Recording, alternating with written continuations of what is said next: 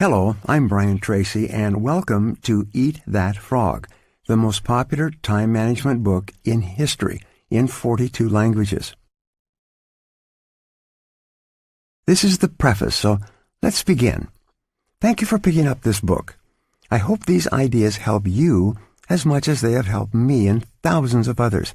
In fact, I hope this book changes your life forever. There's never enough time to do everything you have to do. You are literally swamped with work and personal responsibilities, endless emails, social media, projects, stacks of magazines to read, and piles of books you intend to get to one of these days as soon as you get caught up. But the fact is that you are never going to get caught up. You will never get on top of your tasks. You will never get far enough ahead to be able to get to all those emails, books, magazines, and leisure time activities that you dream of. And forget about solving your time management problems by becoming more productive. No matter how many personal productivity techniques you master, there will always be more to do than you can ever accomplish in the time that you have available to you, no matter how much it is. You can get control of your time and your life only by changing the way you think, work, and deal with the never-ending river of responsibilities that flows over you each day. You can get control of your tasks and activities only to the degree that you stop doing some things and start spending more time on the few activities that can really make a difference in your life. I have studied time management for more than 40 years. I've immersed myself in the works of Peter Drucker, Alec McKenzie, Alan Lakin, Stephen Covey, and many, many others. I have read hundreds of books and thousands of articles on personal efficiency and effectiveness. This book is the result. Each time I came across a good idea, I tried it out in my own work and personal life. If it worked, I incorporated it into my talks and my seminars and taught it to others. Galileo once wrote, "You cannot teach a man anything, you can only help him find it within himself." Depending upon your level of knowledge and experiences, these ideas may sound familiar. This book will bring them to a higher level of awareness. When you learn and apply these methods and techniques over and over until they become habits, you will alter the course of your life in a very positive way. Learning from successful people. Let me tell you something about myself and the origins of this little book. I started off in life with few advantages, aside from a curious mind. I did poorly in school and left without graduating. I worked at laboring jobs for several years. My future did not appear promising. As a young man, I got a job on a tramp freighter and went off to see the world.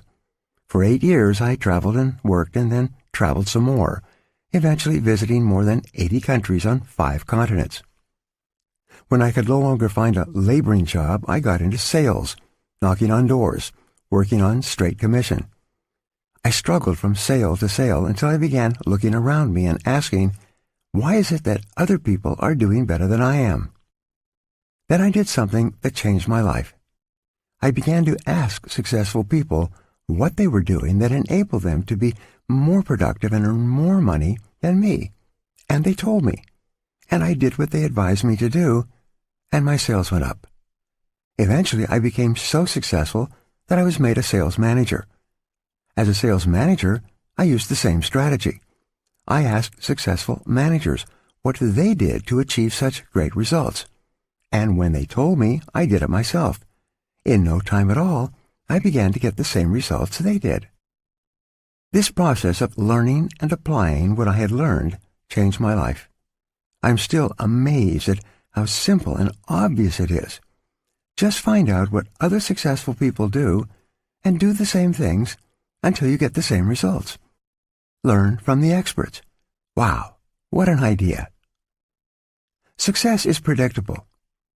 Simply put, some people are doing better than others because they do things differently and they do the right things right. Especially successful, happy, prosperous people use their time far, far better than the average person. Coming from an unsuccessful background, I had developed deep feelings of inferiority and inadequacy. I had fallen into the mental trap of assuming that people who were doing better than me actually were better than me.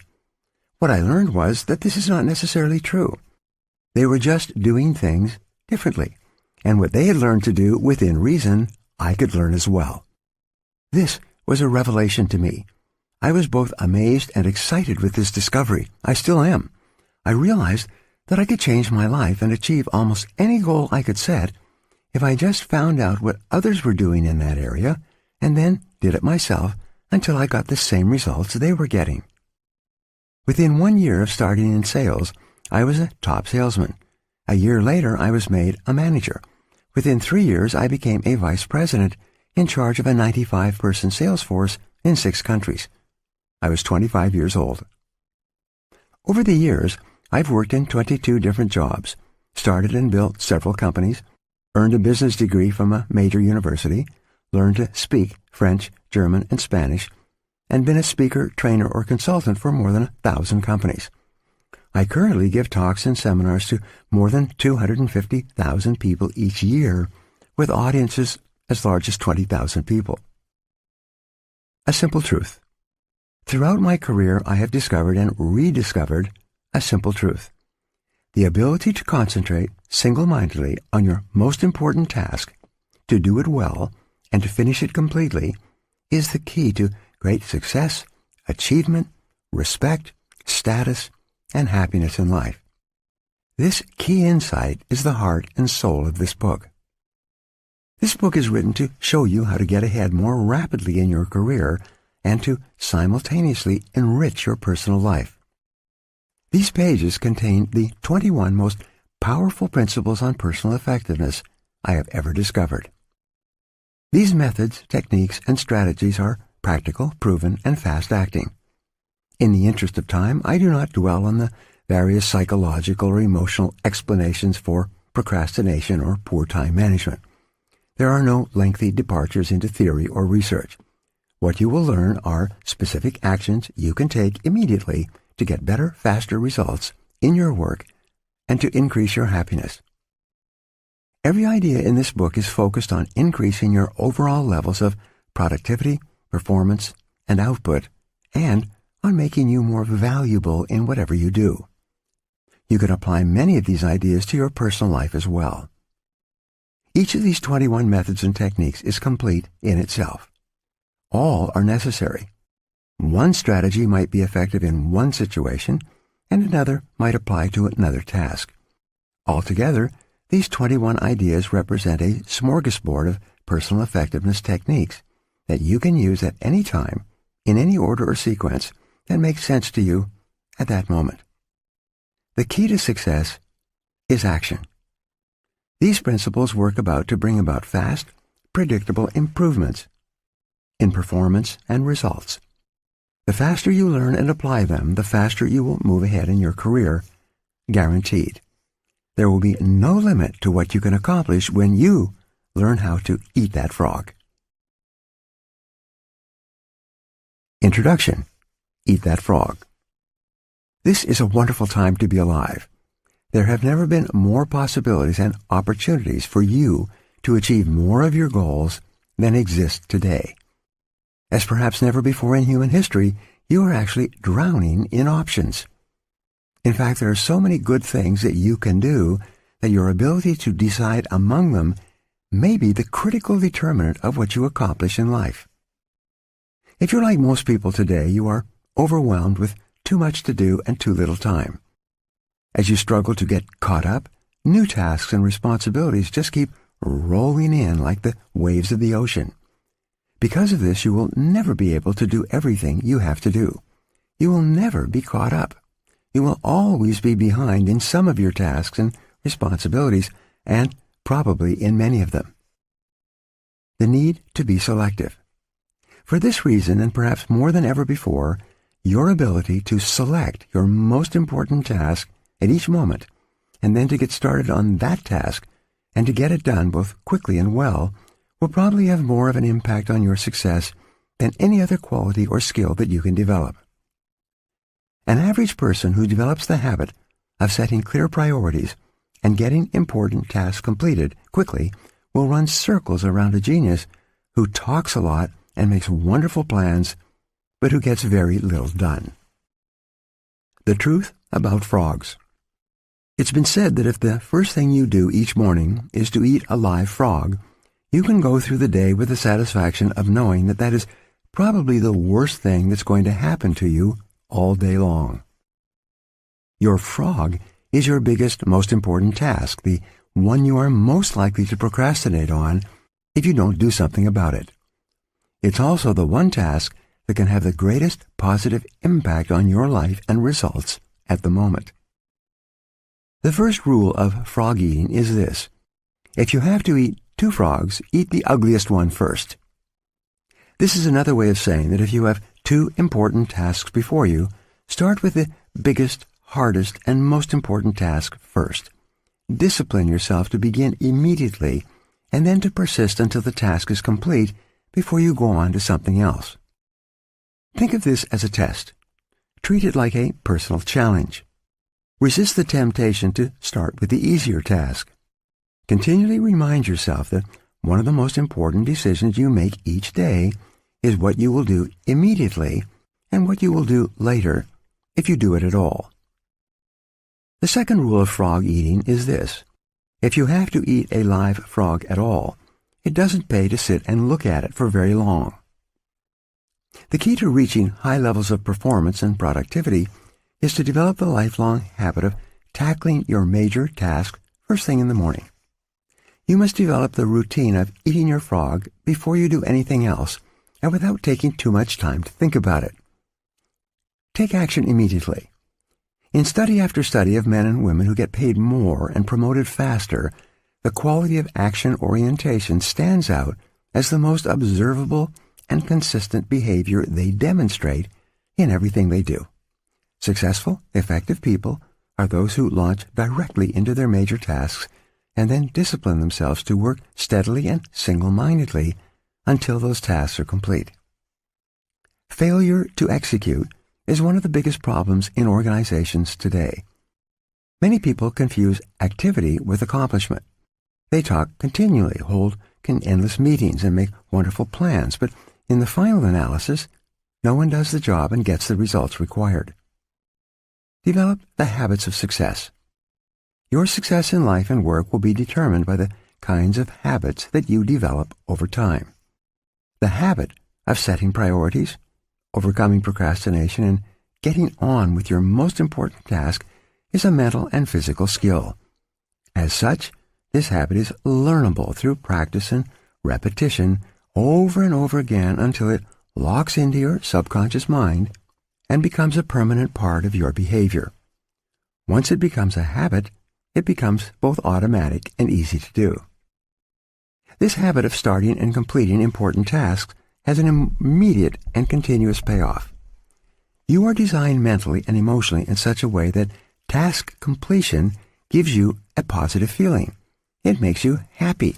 It makes you feel like a winner.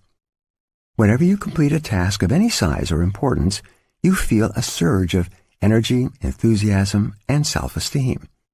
The more important the completed task, the happier, more confident, and more powerful you feel about yourself and your world. The completion of an important task triggers the release of endorphins in your brain. These endorphins give you a natural high. The endorphin rush that follows successful completion of any task makes you feel more positive, personable, creative, and confident. Develop a positive addiction. Here is one of the most important of the so-called secrets of success. You can actually develop a positive addiction to endorphins and to the feeling of enhanced clarity, confidence, and competence that they trigger. When you develop this addiction, you will, at an unconscious level, begin to organize your life in such a way that you are continually starting and completing ever more important tasks and projects. You will actually become addicted in a very positive sense to success and contribution.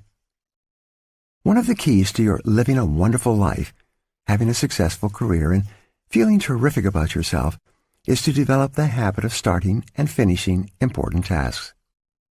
When you do this, the behavior will take on a power of its own, and you'll find it easier to complete important tasks than not to complete them. No shortcuts. You remember the story of the man who stops a musician on the street in New York and asks how he can get to Carnegie Hall. The musician replies, "Practice, man, practice." Practice is the key to mastering any skill. Fortunately, your mind is like a muscle. It grows stronger and more capable with use. With practice, you can learn any behavior or develop any habit that you consider either desirable or necessary. The 3 Ds of new habit formation. You need 3 qualities to develop the habits of focus and concentration, which are all learnable. They are decision, discipline, and determination. First, make a decision to develop the habit of task completion. Second, discipline yourself to practice the principles you're about to learn over and over until they become automatic. And third, back everything you do with determination until the habit is locked in and becomes a permanent part of your personality. Visualize yourself as you want to be. There's a special way that you can accelerate your progress toward becoming the highly productive, effective, efficient person that you want to be. It consists of your thinking continually about the rewards and benefits of being an action-oriented, fast-moving, and focused person. See yourself as the kind of person who gets important jobs done quickly and well on a consistent basis. Your mental picture of yourself has a powerful effect on your behavior.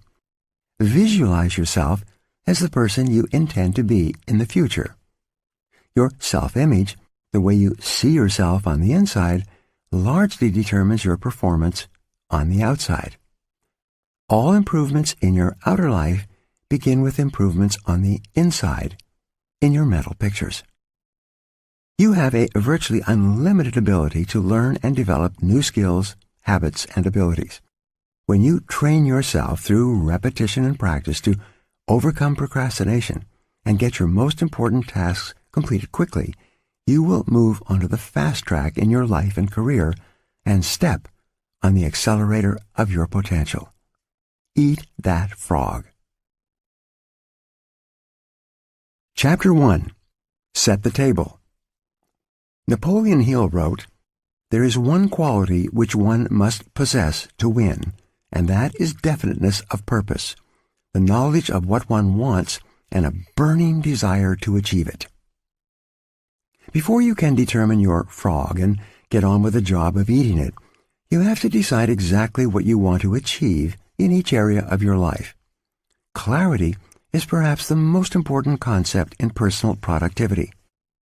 The number one reason why some people get more work done faster is because they're absolutely clear about their goals and objectives, and they don't deviate from them. The greater clarity you have regarding what you want and the steps you will have to take to achieve it, the easier it will be for you to overcome procrastination, eat your frog, and complete the task before you. A major reason for procrastination and lack of motivation is vagueness, confusion, and fuzzy-mindedness about what you're trying to do and in what order and for what reason. You must avoid this common condition with all your strength by striving for ever greater clarity in your major goals and tasks. Here's a great rule for success. Think on paper. Only about 3% of adults have clear, written goals. These people accomplish 5 and 10 times as much as people of equal or better education and ability, but who, for whatever reason, have never taken the time to write out exactly what they want. There's a powerful formula for setting and achieving goals that you can use for the rest of your life. It consists of 7 simple steps. Any one of these steps can double and triple your productivity if you're not currently using it. Many of my graduates have increased their incomes dramatically in a matter of a few years or even a few months with this simple 7-part method. Step 1, decide exactly what you want. Either decide for yourself or sit down with your boss and discuss your goals and objectives until you are crystal clear about what is expected of you and in what order of priority. It's amazing how many people are working away day after day on low-value tasks because they have not had this critical discussion with their managers. One of the very worst uses of time is to do something very well that need not be done at all. Stephen Covey says if the ladder is not leaning against the right wall, every step we take just gets us to the wrong place faster. Step 2, write it down. Think on paper. When you write down a goal, you crystallize it and give it a tangible form. You create something that you can touch and see. On the other hand, a goal or objective that is not in writing is merely a wish or a fantasy. It has no energy behind it. Unwritten goals lead to confusion, vagueness, misdirection, and numerous mistakes. Step 3, set a deadline on your goal. Set sub-deadlines if necessary. A goal or decision without a deadline has no urgency. It has no real beginning or end. Without a definite deadline accompanied by the assignment or acceptance of specific responsibility for completion, you will naturally procrastinate and get very little done. Step 4, make a list of everything you can think of that you're going to have to do to achieve your goal. As you think of new activities, add them to your list. Keep building your list until it is complete. A list gives you a visual picture of the larger task or objective. It gives you a track to run on. It dramatically increases the likelihood that you will achieve your goal as you have defined it and on schedule. Step 5, organize the list into a plan. Organize your list by priority and sequence. List all tasks in the order they need to be done.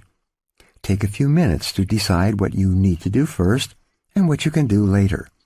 Decide what has to be done before something else and what needs to be done afterward. Even better, lay out your plan visually in the form of a series of boxes and circles on a sheet of paper, with lines and arrows showing the relationship of each task to every other task. You'll be amazed at how much easier it is to achieve your goal when you break it down into individual tasks. With a written goal and an organized plan of action, you will be far more productive and efficient than people who are carrying their goals around in their minds. Step 6, take action on your plan immediately. Do something, do anything.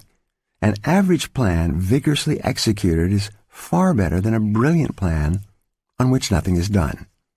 For you to achieve any kind of success, execution is everything. And step 7, resolve to do something every single day that moves you toward your major goal. Build this activity into your daily schedule. You may decide to read a specific number of pages on a key subject. You may call on a specific number of prospects or customers.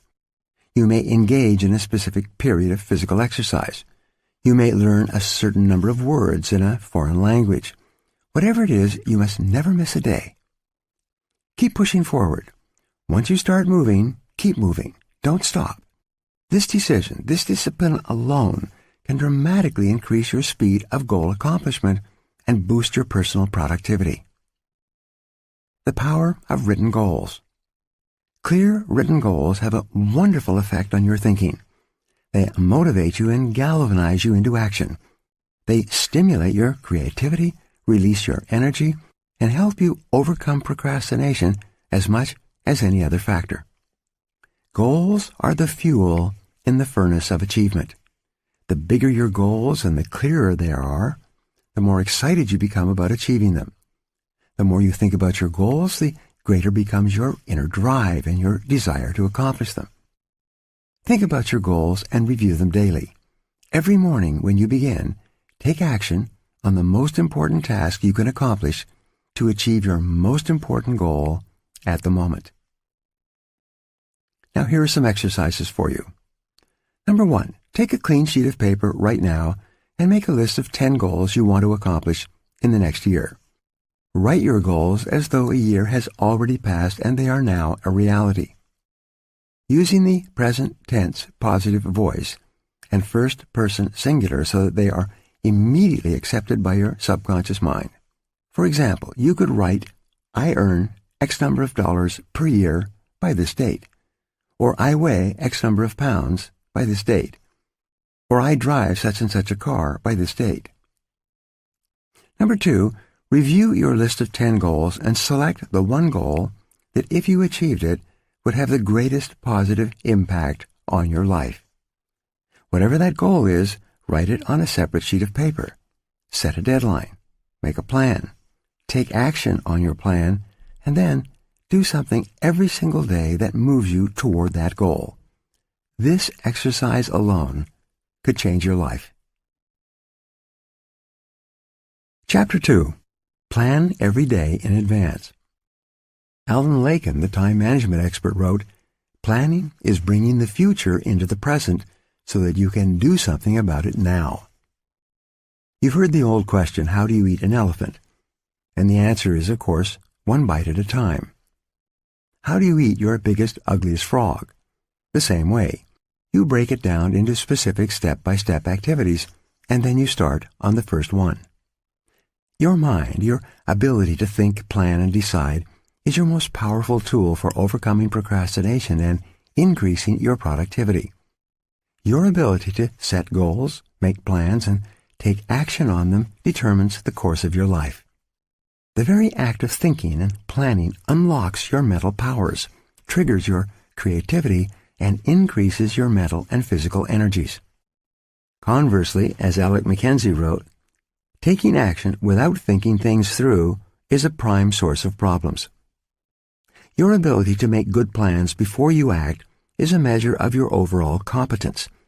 The better the plan you have, the easier it is for you to overcome procrastination, to get started, to eat your frog, and then to keep going.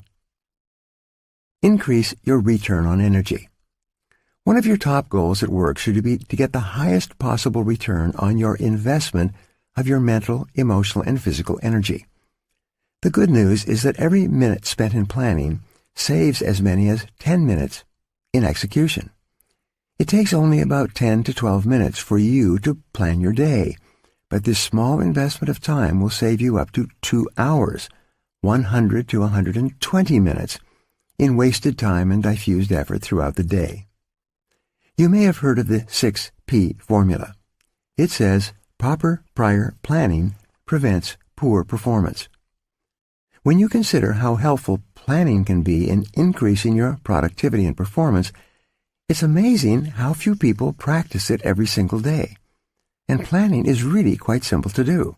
All you need is a piece of paper and a pen. The most sophisticated Outlook system, computer app, or time planner is based on the same principle. It's based on your sitting down and making a list of everything you have to do before you begin. 2 extra hours per day. Always work from a list. When something new comes up, add it to the list before you do it. You can increase your productivity and output by 25% or more, about 2 hours a day, from the first day that you begin to work consistently from a list. Make your list the night before for the workday ahead. Move everything that you have not yet accomplished onto your work list for the coming day, and then add everything that you have to do the next day. When you make your list the night before, your subconscious mind will work on your list all night long while you sleep. Often you will wake up with great ideas and insights that you can use to get your job done faster and better than you had initially thought. The more time you take to make written lists of everything you have to do in advance, the more effective and efficient you will be. Different lists for different purposes. You need different lists for different purposes. First, you should create a master list on which you write down everything that you want to do sometime in the future. This is the place where you capture every idea and every new task or responsibility that comes up. You can sort out the items later. Second, you should have a monthly list that you make at the end of the month for the month ahead. This may contain items transferred from your master list. Third, you should have a weekly list where you plan your entire week in advance. This is a list that is under construction as you go through the current week. This discipline of systematic time planning can be very helpful to you. Many people have told me that the habit of taking a couple of hours at the end of each week to plan the coming week has increased their productivity dramatically and changed their lives completely. This technique will work for you as well. Finally, you should transfer items from your monthly and weekly lists onto your daily list. These are the specific activities that you are going to accomplish the following day. As you work through the day, tick off the items on your list as you complete them. This activity gives you a visual picture of accomplishment. It generates a feeling of success and forward motion.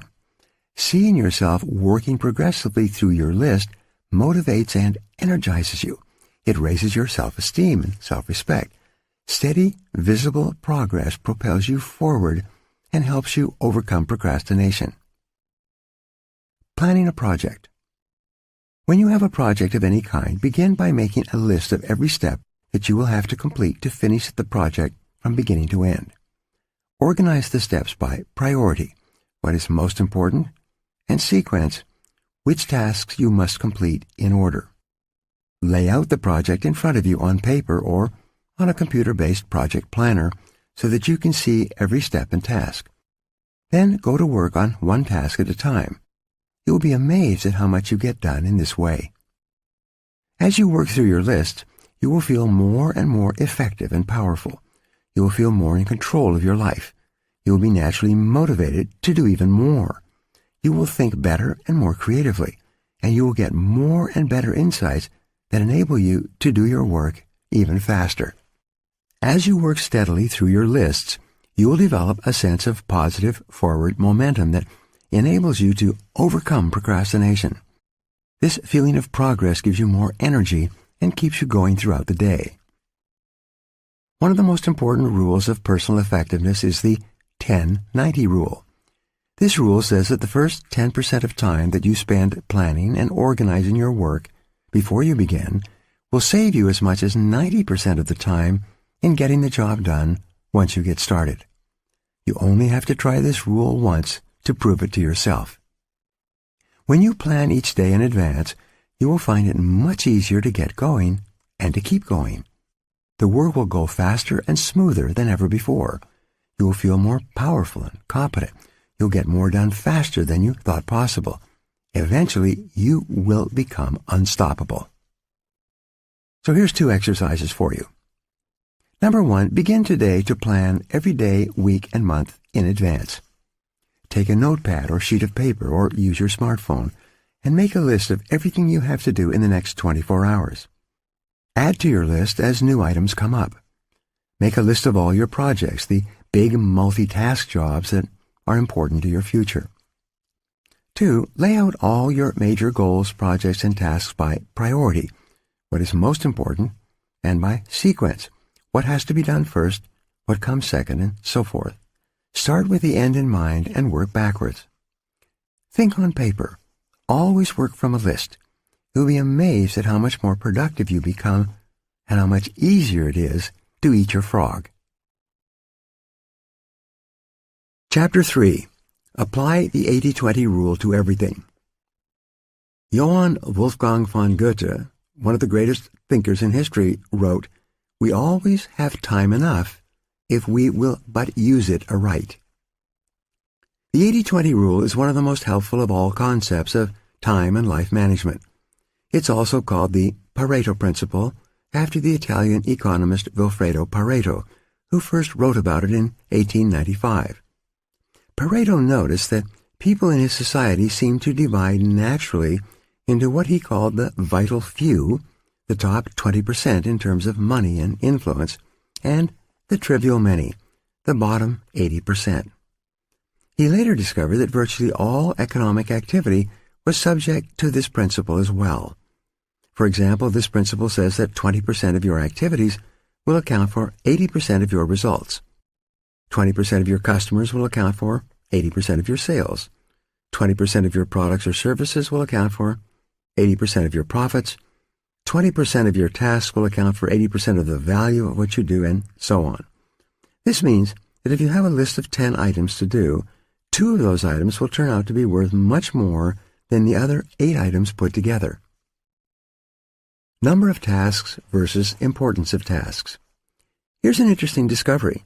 Each of the 10 tasks may take the same amount of time to accomplish, but 1 or 2 of those tasks will contribute 5 or 10 times the value of any of the others. Often, a single task can be worth more than all the other 9 items put together. This task is invariably the frog that you should eat first. Can you guess on which items the average person is most likely to procrastinate? The sad fact is that most people procrastinate on the top 10 or 20% of items that are the most valuable and important, the vital few. They busy themselves instead with the least important 80%, the trivial many that contributes very little to results. Focus on activities, not accomplishments. You often see people who appear to be busy all day long, but seem to accomplish very little. This is almost always because they are busy working on tasks that are of low value, while they are procrastinating on the 1 or 2 activities that, if they completed them quickly and well, could make a real difference to their companies and to their careers. The most valuable tasks you can do each day are often the hardest and most complex, but the payoff and rewards for completing these tasks efficiently can be tremendous. For this reason, you must adamantly refuse to work on tasks in the bottom 80% while you still have tasks in the top 20% left to be done.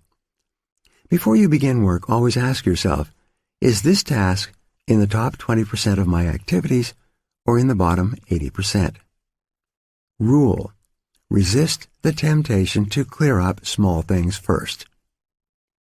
Remember, whatever you choose to do over and over eventually becomes a habit that is hard to break.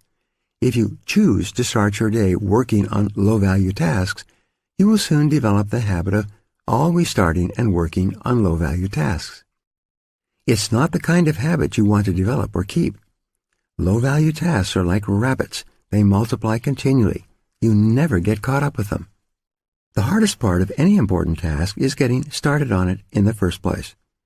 Once you actually begin work on a valuable task, you will be naturally motivated to continue. A part of your mind loves to be busy working on significant tasks that can really make a difference. Your job is to feed this part of your mind continually. Motivate yourself. Just thinking about starting and finishing an important task motivates you and helps you overcome procrastination. The fact is, the time required to complete an important job is often the same as the time required to do an unimportant job. The difference is that you get a tremendous feeling of pride and satisfaction from completing something valuable and significant. However, when you complete a low-value task using the same amount of time and energy, you get little or no satisfaction at all. Time management is really life management, personal management. It's really taking control of the sequence of events. Time management is taking control over what you do next, and you are always free to choose the task that you will do next. Your ability to choose between the important and the unimportant is the key determinant of your success in life and work. Effective, productive people discipline themselves to start on the most important task that is before them. They force themselves to eat that frog, whatever it is. As a result, they accomplish vastly more than the average person and are much happier as a result. This should be your way of working as well. Now here are 2 tasks for you. Number 1, make a list of all the key goals, activities, projects, and responsibilities in your life today. Which of them are or could be in the top 10 or 20% of tasks that represent or could represent 80 or 90% of your results? Number 2, resolve today that you are going to spend more and more of your time working in those few areas that can really make a difference in your life and career, and spend less and less time on lower value activities. Chapter 4. Consider the consequences. Every great man has become great. Every successful man has succeeded in proportion as he has confined his powers to one particular channel. Those were wise words by Orison Swett Marden. The mark of the superior thinker is his or her ability to accurately predict the consequences of doing or not doing something. The potential consequences of any task or activity are the key determinants of how important a task really is to you and your company. This way of evaluating the significance of a task is how you determine what your next frog really is. Dr. Edward Banfield of Harvard University, after more than 50 years of research, concluded that a long-time perspective is the most accurate single predictor of upward social and economic mobility in America. A long-time perspective turns out to be more important than family background, education, race, intelligence, connections, or virtually any other single factor in determining your success in life and work. Your attitude toward time, your time horizon, has an enormous impact on your behavior and your choices. People who take a long-term view of their lives and careers always seem to make much better decisions about their time and activities than people who give very little thought to the future. Rule: long-term thinking improves short-term decision-making. Successful people have a clear future orientation. They think 5, 10, and 20 years out into the future. They analyze their choices and behaviors in the present to make sure that what they are doing today is consistent with the long-term future that they desire. Make better decisions about time. In your work, having a clear idea of what is really important to you in the long term makes it much easier for you to make better decisions about your priorities in the short term. By definition, something that is important has long-term potential consequences. Something that is unimportant has few or no long-term potential consequences. Before starting on anything, you should always ask yourself, what are the potential consequences of doing or not doing this task? Rule: future intent influences and often determines present actions. The clearer you are about your future intentions, the greater influence that clarity will have on what you do in the moment. With a long-term vision, you are much more capable of evaluating an activity in the present to ensure that it is consistent with where you truly want to end up. Think about the long term. Successful people are those who are willing to delay gratification and make sacrifices in the short term so that they can enjoy far greater rewards in the long term. Unsuccessful people, on the other hand, think more about short-term pleasure and immediate gratification while giving very little thought to the long-term future. Dennis Waitley, a motivational speaker, says, "Losers try to escape from their fears and drudgeries with activities that are tension-relieving. Winners are motivated by their desires toward activities that are goal-achieving." For example, coming into work earlier, reading regularly in your field, taking courses to improve your skills, and focusing on high-value tasks in your work will all combine to have an enormous positive impact on your future. On the other hand, coming into work at the last moment, reading the newspaper, drinking coffee, and socializing with your coworkers may seem fun and enjoyable in the short term, but inevitably leads to lack of promotion, underachievement, and frustration in the long term.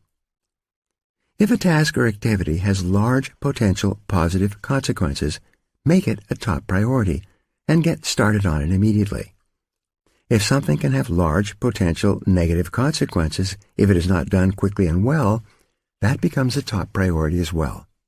Whatever your frog is, resolve to gulp it down first thing. Motivation requires motive. The greater the potential positive impact that an action or behavior of yours can have on your life, once you define it clearly, the more motivated you will be to overcome procrastination and get it done quickly. Keep yourself focused and forward-moving by continually starting and completing those tasks that can make a major difference to your company and to your future. The time is going to pass anyway. The only question is, how are you going to use it, and where are you going to end up at the end of the weeks and months that pass? And where you end up is largely a matter of the amount of consideration you give to the likely consequences of your actions in the short term.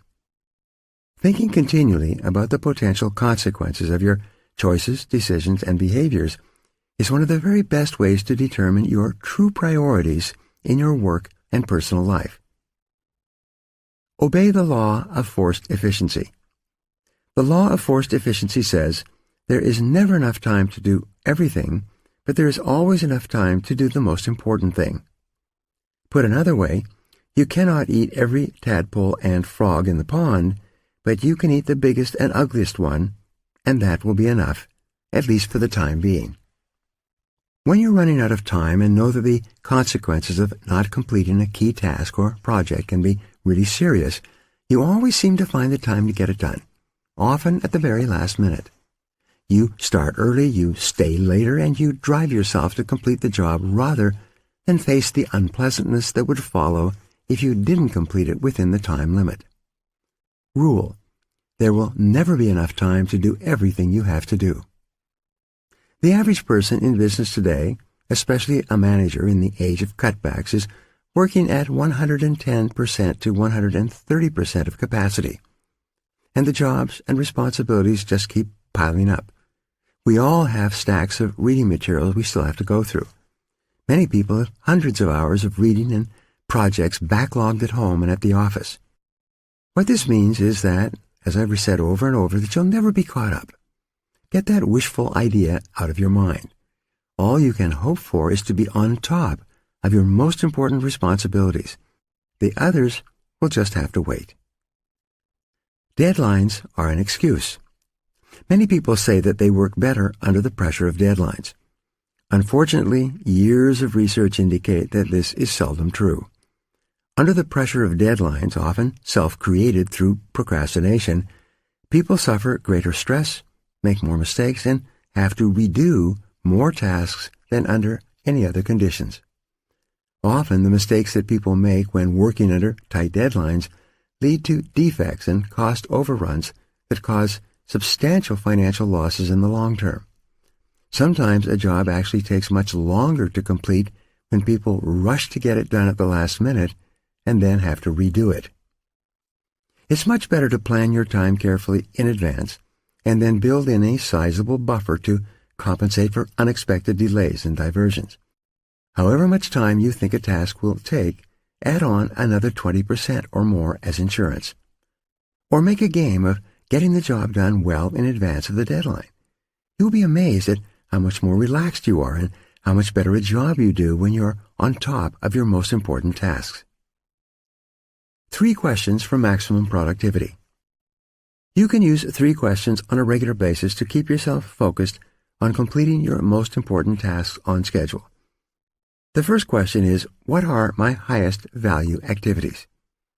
Put another way, what are the biggest frogs that you have to eat to make the greatest contribution to your organization, to your family, to your life in general? This is one of the most important questions you can ever ask and answer. What are your highest value activities? First, think this through for yourself, then ask your boss. Ask your coworkers and subordinates. Ask your friends and family. Like focusing the lens of a camera, you must be crystal clear about your highest value activities before you begin work. The second question you can ask continually is, what can I and only I do that, if done well, will make a real difference? This question came from the late Peter Drucker, the management guru. It's one of the most important of all questions for achieving personal effectiveness.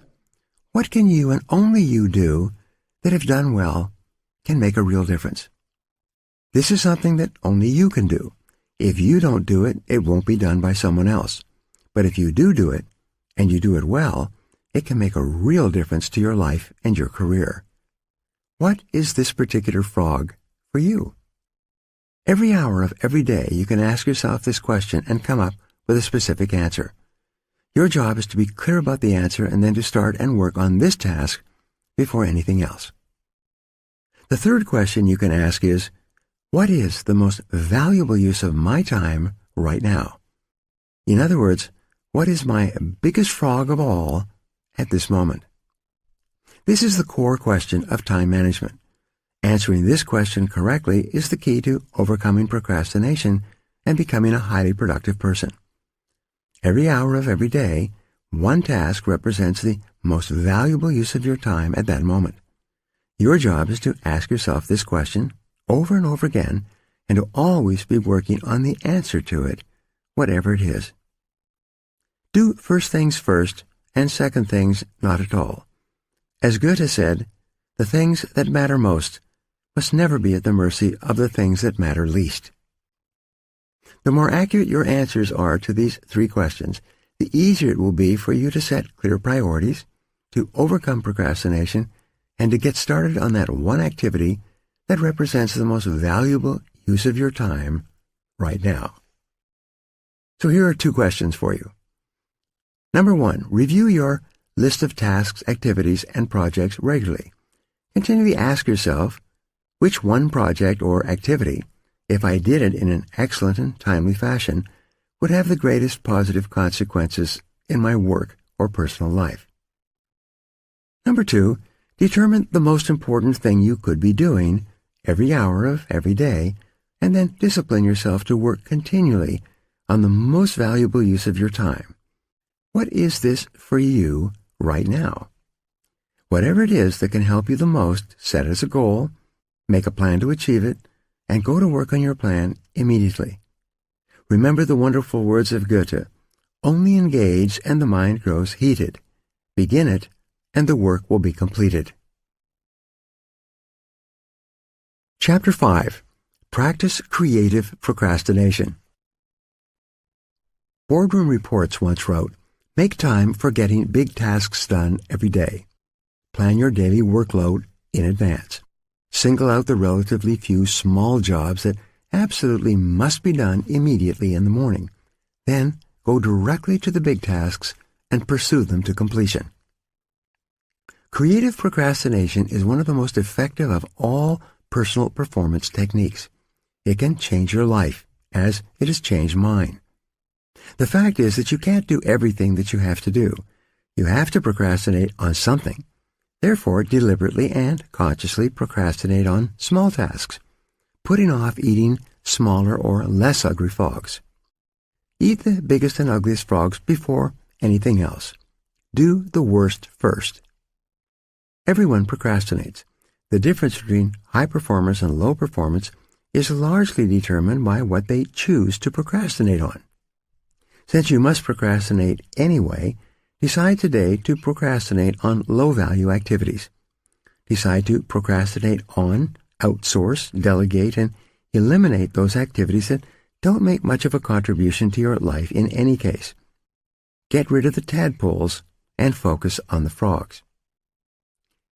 Priorities versus posteriorities. Here is a key point. To set proper priorities, you must set posteriorities as well. A priority is something that you do more of and sooner, while a posteriority is something that you do less of and later, if at all. Rule: you can only get your time and your life under control to the degree to which you discontinue lower value activities. One of the most powerful of all words in time management is the word no. Say it politely, say it clearly so that there are no misunderstandings. Say it regularly as a normal part of your time management vocabulary. Warren Buffett, one of the richest men in the world, was once asked his secret of success. He replied, "Simple. I just say no to everything that is not absolutely vital to me at the moment."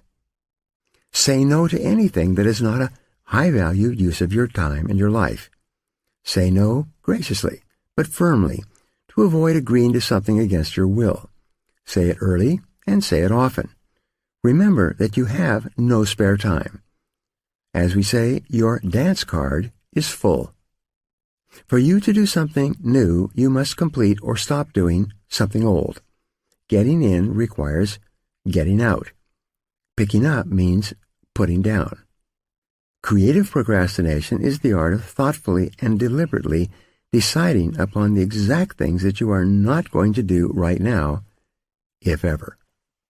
Procrastinate on purpose. Most people engage in unconscious procrastination. They procrastinate without thinking about it. As a result, they procrastinate on the big, valuable, important tasks that can have significant long-term consequences in their lives and careers. You must avoid this common tendency at all costs. Your job is to deliberately procrastinate on tasks that are of low value so that you have more time for tasks that can make a big difference in your life and work. Continually review your duties and responsibilities to identify time-consuming tasks and activities that you can abandon with no real loss. This is an ongoing responsibility for you that never ends. For example, a friend of mine was an avid golfer when he was single. He liked to golf 3 or 4 times a week, 3 or 4 hours each time. Over a period of years, he started a business, got married, and had 2 children. But he still played golf 3 to 4 times a week until he finally realized that his time on the golf course was causing him enormous stress at home and at the office. Only by abandoning most of his golf games could he get his life back under control. And he did. He cut back to 1 round of golf per week and transformed his life, especially his home life. Set posteriorities on time-consuming activities. Continually review your life and work to find time-consuming tasks and activities that you can abandon. Cut down on television watching and internet surfing, and instead spend the time with your family, read, exercise, or do something else that enhances the quality of your life. Look at your work activities and identify the tasks that you could delegate or eliminate to free up more time for the work that really counts. Begin today to practice creative procrastination. Set posteriorities whenever and wherever you can. This decision alone can enable you to get your time and your life completely under control. Here are 2 more exercises for you. Number 1, practice zero-based thinking in every part of your life. Ask yourself continually, if I were not doing this already, knowing what I now know, would I start doing it again today? If it is something that you would not start again today, knowing what you now know, it is a prime candidate for abandonment or creative procrastination. Number 2, examine each of your personal and work activities and evaluate it based on your current situation. Select at least one activity to abandon immediately, or at least deliberately put off until your more important goals have been achieved. Chapter 6. Use the ABCDE method continually. William Matthews wrote, "The first law of success is concentration, to bend all the energies to one point, and to go directly to that point, looking neither to the right nor to the left." The more thought you invest in planning and setting priorities before you begin, the more important things you will do, and the faster you will get them done once you get started. The more important and valuable a task is to you, the more likely you will be motivated to overcome procrastination and launch yourself into the job. The ABCDE method is a powerful priority setting technique that you can use every single day. This technique is so simple and effective that it can, all by itself, make you one of the most efficient and effective people in your field. Think on paper. The power of this technique lies in its simplicity. Here's how it works. You start with a list of everything you have to do for the coming day. Think on paper. The power of this technique lies in its simplicity. Here's how it works. You start with a list of everything you have to do for the coming day. Think on paper. You then place an A, B, C, D, or E next to each item on your list before you begin the first task. An A item is defined as something that is very important, something that you must do. This is a task that will have serious positive or negative consequences if you do it or fail to do it, like visiting a key customer or finishing a report that your boss needs for an upcoming board meeting. These items are the frogs of your life. If you have more than one A task, you prioritize these tasks by writing A1, A2, A3, and so on in front of each item. Your A1 task is your biggest, ugliest frog of all. Shoulds versus musts. A B item is defined as a task that you should do, but it has only mild consequences. These are the tadpoles of your work life. This means that someone may be unhappy or inconvenienced if you don't do one of these tasks, but is nowhere as important as an A task. Returning an unimportant telephone message or reviewing your email would be a B task or even lower. The rule is that you should never do a B task when an A task is left undone. You should never be distracted by a tadpole when a big frog is sitting there waiting to be eaten. A C task is defined as something that would be nice to do, but for which there are no consequences at all, whether you do it or not. C tasks include phoning a friend, having coffee or lunch with a coworker, and completing some personal business during work hours. These sorts of activities have no effect at all on your work life. A D task is defined as something you can delegate to someone else. The rule is that you should delegate everything that someone else can do so that you can free up more time for the A tasks that only you can do. An E task is defined as something that you can eliminate altogether, and it won't make any real difference. This may be a task that was important at one time, but is no longer relevant to you or anyone else. Often it's something that you continue to do out of habit or because you enjoy it. But every minute that you spend on an E task is time taken away from an A task or activity that can make a real difference in your life. After you've applied the A, B, C, D, E method to your list, you will be completely organized and ready to get more important things done faster. Take action immediately. The key to making this A, B, C, D, E method work is for you to now discipline yourself to start immediately on your A1 task and then stay at it until it's complete. Use your willpower to get going and stay going on this one job, the most important single task you could possibly be doing. Eat the whole frog and don't stop until it's finished completely.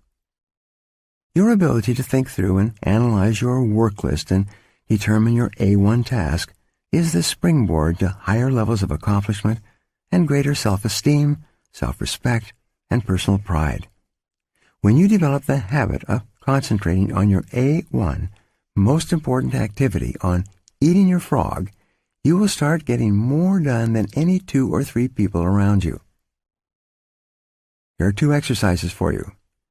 Number 1, review your work list right now and put an A, B, C, D, or E next to each task or activity.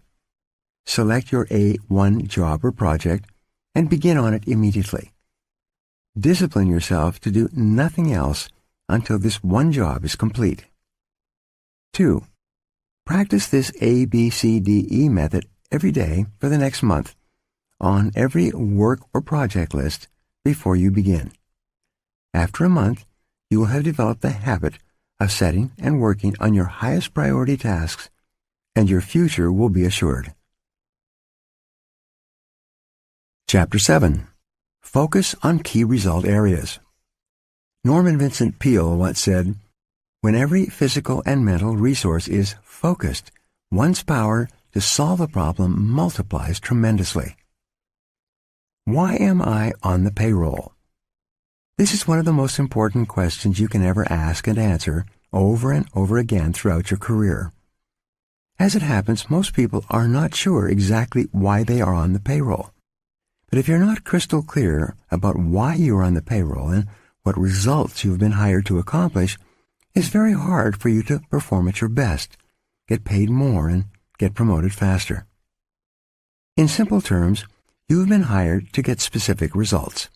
A wage or a salary is a payment for a specific quality and quantity of work that can be combined with the work of others to create a product or service that customers are willing to pay for.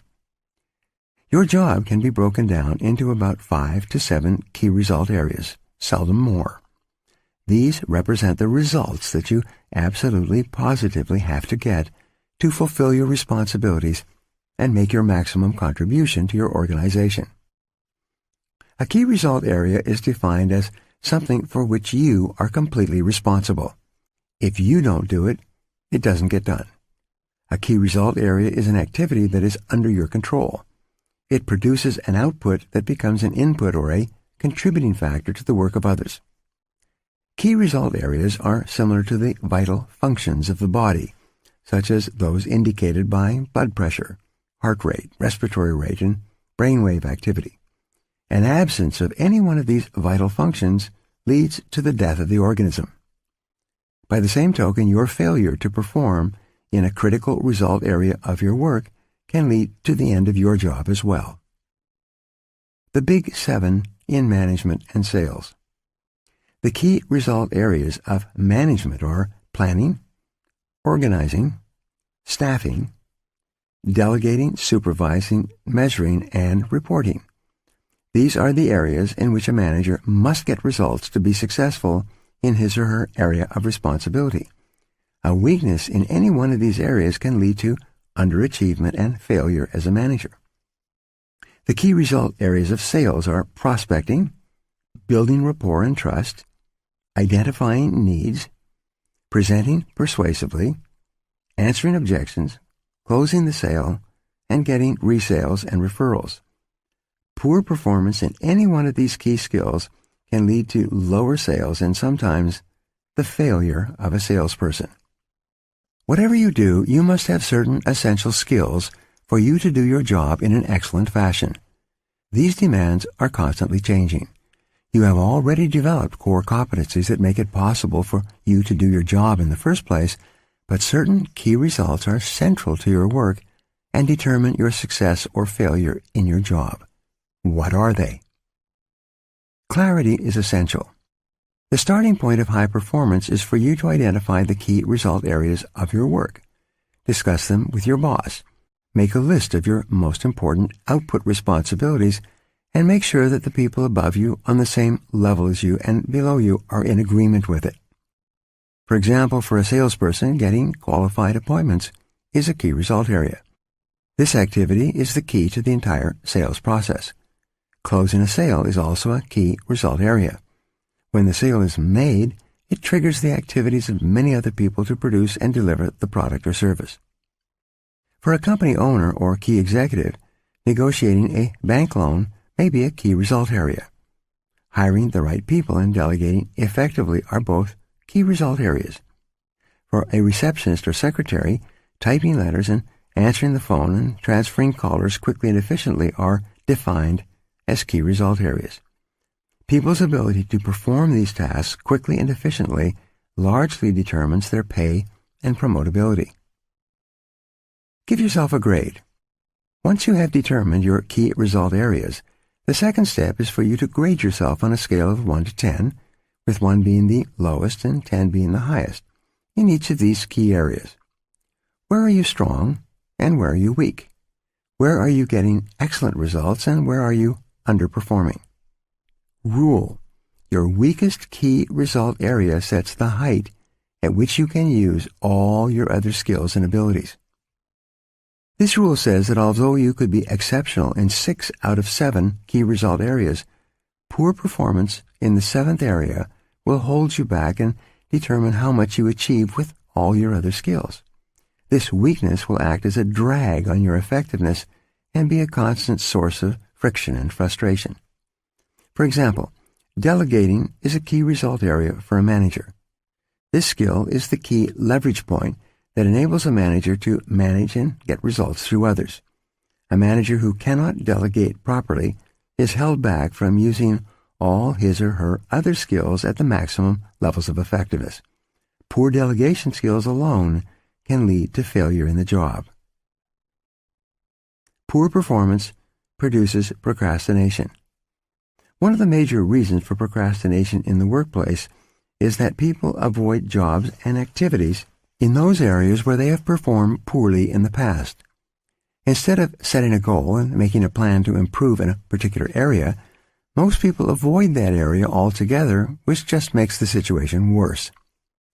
The reverse of this is that the better you become in a particular skill area, the more motivated you will be to perform that function, the less you will procrastinate, and the more determined you will be to get the job finished. The fact is that everybody has both strengths and weaknesses. Refuse to rationalize, justify, or defend your areas of weakness. Instead, identify them clearly. Set a goal and make a plan to become very good in each of those areas. Just think, you may be only one critical skill away from top performance at your job. The great question: Here's one of the greatest questions you will ever ask and answer. What one skill, if I developed and did it in an excellent fashion, would have the greatest positive impact on my career? You should use this question to guide your career for the rest of your life. Look into yourself for the answer. You probably already know what it is. Ask your boss this question. Ask your coworkers. Ask your friends and your family. Whatever the answer is, go to work to bring up your performance in this area. The good news is that all business skills are learnable. If anyone else is excellent in that particular key result area, this is proof that you can become excellent as well if you decide to. One of the fastest and best ways to stop procrastinating and get more things done faster is for you to become absolutely excellent in your key result areas. This can be as important as anything else you do in your life or career. Now here are 2 exercises for you. Number 1, identify the key result areas of your work. What are they? Write down the key results that you have to get to do your job in an excellent fashion. Give yourself a grade from 1 to 10 on each one. And then determine the one key skill that if you did it in an excellent manner would help you the most in your work. Number 2 is take this list to your boss and discuss it with him or her. Invite honest feedback and appraisal. You can only get better when you are open to the constructive input of other people. Discuss your conclusions with your staff and coworkers. Talk them over with your spouse. Make a habit of doing this analysis regularly for the rest of your career. Never stop improving. This decision alone can change your life. Chapter 8. Apply the Law of 3.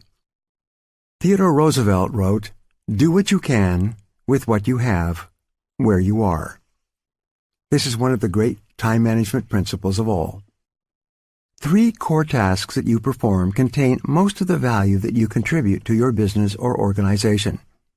Your ability to accurately identify these 3 key tasks and then to focus on them most of the time is essential for you to perform at your best. Let me tell you a true story. 3 months after her first full-day coaching session with me in San Diego, Cynthia told the group a story. She said, "When I came here 90 days ago, you claimed that you would show me how to double my income and my time off within 12 months. This sounded completely unrealistic, but I was willing to give it a try. On the very first day, you asked me to write down a list of everything that I did over the course of a week or a month. I came up with 17 tasks that I was responsible for. My problem was that I was completely overwhelmed with work. I was working 10 to 12 hours per day, 6 days per week, and not spending enough time with my husband and my 2 young children. But I didn't see any way out. I had been working for 8 years for a fast-growing entrepreneurial company in the high-tech area, but there always seemed to be an overwhelming amount of work to do and never enough time. One thing all day long." She continued with her story. "Once I had made this list, you told me to ask this question. If you could only do one thing on this list all day long, which one task would contribute the greatest value to your company? Once I had identified that task, which was quite easy, I put a circle around that number. You then asked, if you could only do one more task on your list of key tasks, what would be the second activity that contributes the very most value to your company? Once I had identified the second most important task, you asked me the same question with regard to the third most important task. You then said something that shocked me at the time. You said that fully 90% of the value that you contribute to your company is contained in those 3 tasks, whatever they are. Everything else you do is either a support task or a complementary task that could probably be delegated, downsized, outsourced, or eliminated. Take immediate action." Cynthia continued with her story. "As I looked at the 3 tasks, I realized that these were the 3 things that I did that contributed the most value to my company. This was on a Friday. On Monday morning at 10 o'clock, I met with my boss and explained what I had discovered. I said that I needed his help in delegating and outsourcing all my work except those 3 key tasks. I felt that if I could work on those 3 tasks exclusively all day long, I could more than double my contribution to the company. Then I told him that if I doubled my contribution, I would like to be paid twice as much. She said my boss was completely silent. He looked at my list of key tasks, looked back up at me, and looked at the list again. He then said, "You're right. These are the 3 most important things that you do in this company, and the 3 things that you do best. I will help you to delegate and outsource all these minor tasks to free you up to work full-time on these 3 key tasks. And if you double your contribution, I will pay you twice as much." Transform your life. Cynthia concluded her story by saying, "He did, and then I did, and then he did. He helped me to delegate and assign all my minor tasks so I could concentrate on my top 3 jobs. As a result, I doubled my output over the next 30 days, and he doubled my income. I had been working very hard for more than 8 years, and I doubled my income in just 1 month by focusing all my time and energy on my 3 key tasks. Not only that, but instead of working 10 and 12-hour days, I work from 8 o'clock to 5 o'clock and spend time in the evenings and on the weekends with my husband and my children. Focusing on my key tasks has transformed my life." Perhaps the most important word in the world of work is contribution. Your rewards, both financial and emotional, will always be in direct proportion to your results, to the value of your contribution. If you want to increase your rewards, you must focus on increasing the value of what you do. You must dedicate yourself to contributing more results to your company. And 3 key tasks always contribute the most. The quick list method. Here's an exercise that we use with our coaching clients very early in the process. We give them a sheet of paper and then tell them, in 30 seconds, write down your 3 most important goals in life right now. We have found that when people have only 30 seconds to write down their 3 most important goals, their answers are as accurate as if they had 30 minutes or 3 hours. Their subconscious minds seem to go into hyperdrive, and the 3 most important goals just pop out of their heads and onto the paper, often to the surprise of the people doing the exercise. In 80% or more of cases, people have 3 goals in common: a financial and career goal, a family or personal relationship goal, and third, a health or fitness goal. And this is as it should be. These are the 3 most important areas of life. If you give yourself a grade on a scale of 1 to 10 in each of these 3 areas, you can immediately identify where you're doing well in life and where you need some improvement.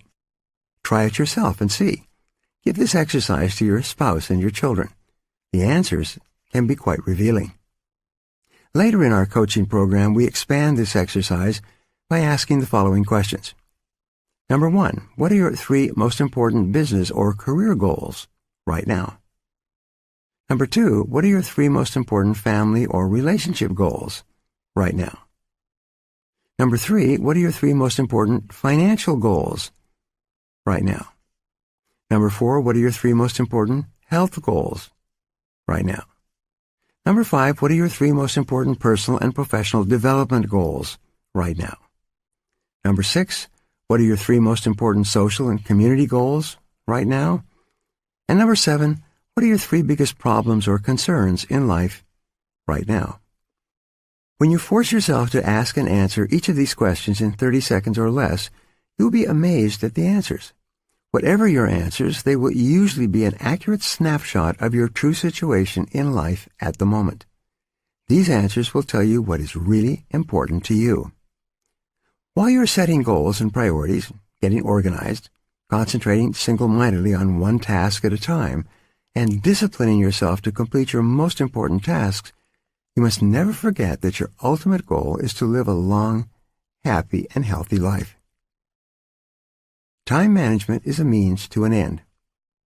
The main reason to develop time management skills is so that you can complete everything that's really important in your work and free up more and more time to do the things in your personal life that give you the greatest happiness and satisfaction.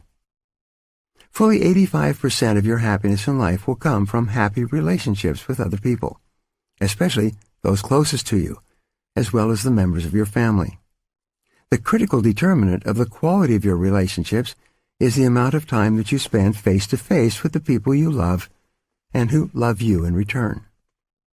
The purpose of time management, of eating that frog, and getting more done in less time, is to enable you to spend more face time with the people you care about, doing the things that give you the greatest amount of joy in life.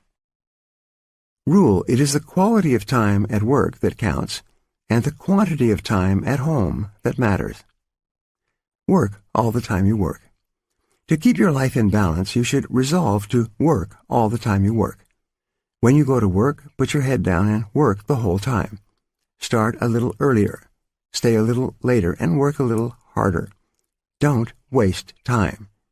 Every minute that you spend in idle chit-chat with coworkers or playing with your email is time taken away from the work that you must accomplish if you want to do well at your job. Even worse, time that you waste at work often has to be taken away from your family.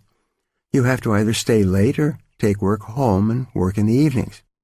By not working effectively and efficiently during your workday, you create unnecessary stress and deprive the members of your family of the very best person that you can possibly be. Balance is not optional. One of the most famous sayings of the ancient Greeks is, "Moderation in all things." You need balance between your work and your personal life. You need to set priorities at work and concentrate on your most valuable tasks. At the same time, you must never lose sight of the fact that the reason for working efficiently is so that you can enjoy a higher quality of life at home with your family. Sometimes people come up to me and ask, how do I achieve balance between my work and my home life? I ask them in return, how often does a tightrope walker balance when on the high wire? After a few seconds of thinking, they almost always say, all the time. I said, that's the same situation with balance between work and home life. You have to do it all the time. You never reach a point where you have attained it perfectly. You have to work at it. Your goal should be to perform at your very best at work, to get the very most done and enjoy the very highest level of rewards possible for you in your career. Simultaneously, you must always remember to smell the roses along the way. Never lose sight of the real reasons why you work as hard as you do and why you are so determined to accomplish the very most with the time that you invest. The more time you spend face-to-face with the people you love, the happier you will be. Now, here are 2 exercises for you. Number 1, determine the 3 most important tasks that you do in your work. Ask yourself, if I could only do one thing all day long, which one task would contribute the greatest value to my career? Do this exercise 2 more times. Once you have developed your big 3, concentrate on them single-mindedly all day long. Number 2, identify your 3 most important goals in each area of your life. Organize them by priority. Make plans for their accomplishment and work on your plans every single day. You'll be amazed at what you achieve in the months and years ahead. Chapter 9. Prepare thoroughly before you begin. James T. McKay once wrote, "No matter what the level of your ability, you have more potential than you can ever develop in a lifetime." One of the best ways for you to overcome procrastination and get more things done faster is to have everything you need at hand before you begin. When you are fully prepared, you are like a cocked gun or an archer with an arrow pulled back taut in the bow. You'll be amazed at what you can achieve in the months and years ahead. You just need one small mental push to get started on your highest value tasks. This is like getting everything ready to prepare a complete meal. You set all the ingredients out on the counter in front of you and then begin putting the meal together one step at a time. Begin by clearing off your desk or workspace so that you have only one task in front of you. If necessary, put everything else on the floor or on a table behind you. Gather all the information, reports, and details, papers, and work materials that you will require to complete the job. Have them at hand so that you can reach them without getting up or moving around. Be sure that you have all the writing materials, login information, access codes, email addresses, and everything else you need to start working and continue working until the job is done. Set up your work area so that it is comfortable, attractive, and conducive to working for long periods. Especially, make sure that you have a comfortable chair that supports your back and allows your feet to rest flat on the floor. Create a comfortable workspace. The most productive people take the time to create a work area where they enjoy spending time. The cleaner and neater you organize your work area before you begin, the easier it will be for you to get started and keep going. When everything is laid out neatly and in sequence, you'll feel much more like getting on with the job. It's amazing how many books never get written, how many degrees never get completed, how many life-changing tasks never get started because people fail to take the first step of preparing everything in advance. Launch toward your dreams. Once you have completed your preparations, it's essential that you launch immediately toward your goals. Get started. Do the first thing, whatever it is. My personal rule is get it 80% right and then correct it later. Run it up the flagpole and see if anyone salutes. Don't expect perfection the first time, or even the first few times. Be prepared to fail over and over before you get it right. Wayne Gretzky, the great hockey player, once said, "You miss 100% of the shots you don't take." Once you have completed your preparations, have the courage to take the first action, and everything else will follow from that. The way you develop the courage you need is to act as if you already had the courage and behave accordingly. Take the first step. When you sit down with everything in front of you, ready to go, assume the body language of high performance. Sit up straight, sit forward, and sit away from the back of your chair. Carry yourself as though you are an efficient, effective, high-performing personality. Then, pick up the first item and say to yourself, "Let's get to work," and plunge in. And once you've started, keep going until the job is finished. Now here are 2 exercises for you. Number 1, take a good look at your desk or office, both at home and at work, and ask yourself, what kind of a person works in an environment like this? The cleaner and neater your work environment, the more positive, productive, and confident you will feel. Number 2, resolve today to clean up your desk and office completely so that you feel effective, efficient, and ready to get going each time you sit down to work. Chapter 10. Take it one oil barrel at a time. Samuel Smiles wrote, "Persons with comparatively moderate powers will accomplish much if they apply themselves wholly and indefatigably to one thing at a time." There's an old saying that, by the yard it's hard, but inch by inch anything's a cinch. One of the best ways to overcome procrastination is for you to get your mind off the huge task in front of you and focus on a single action that you can take. One of the best ways to eat a large frog is for you to take it one bite at a time. Lao Tzu wrote, "A journey of 1,000 leagues begins with a single step." This is a great strategy for overcoming procrastination and getting more things done faster. Crossing a great desert. Many years ago, driving an old Land Rover, I crossed the heart of the Sahara Desert, the Tinesrift, deep in modern-day Algeria. By that time, the desert had been abandoned by the French for years, and the original refueling stations were empty and shuttered. The desert was 500 miles across in a single stretch, without water, food, a blade of grass, or even a fly.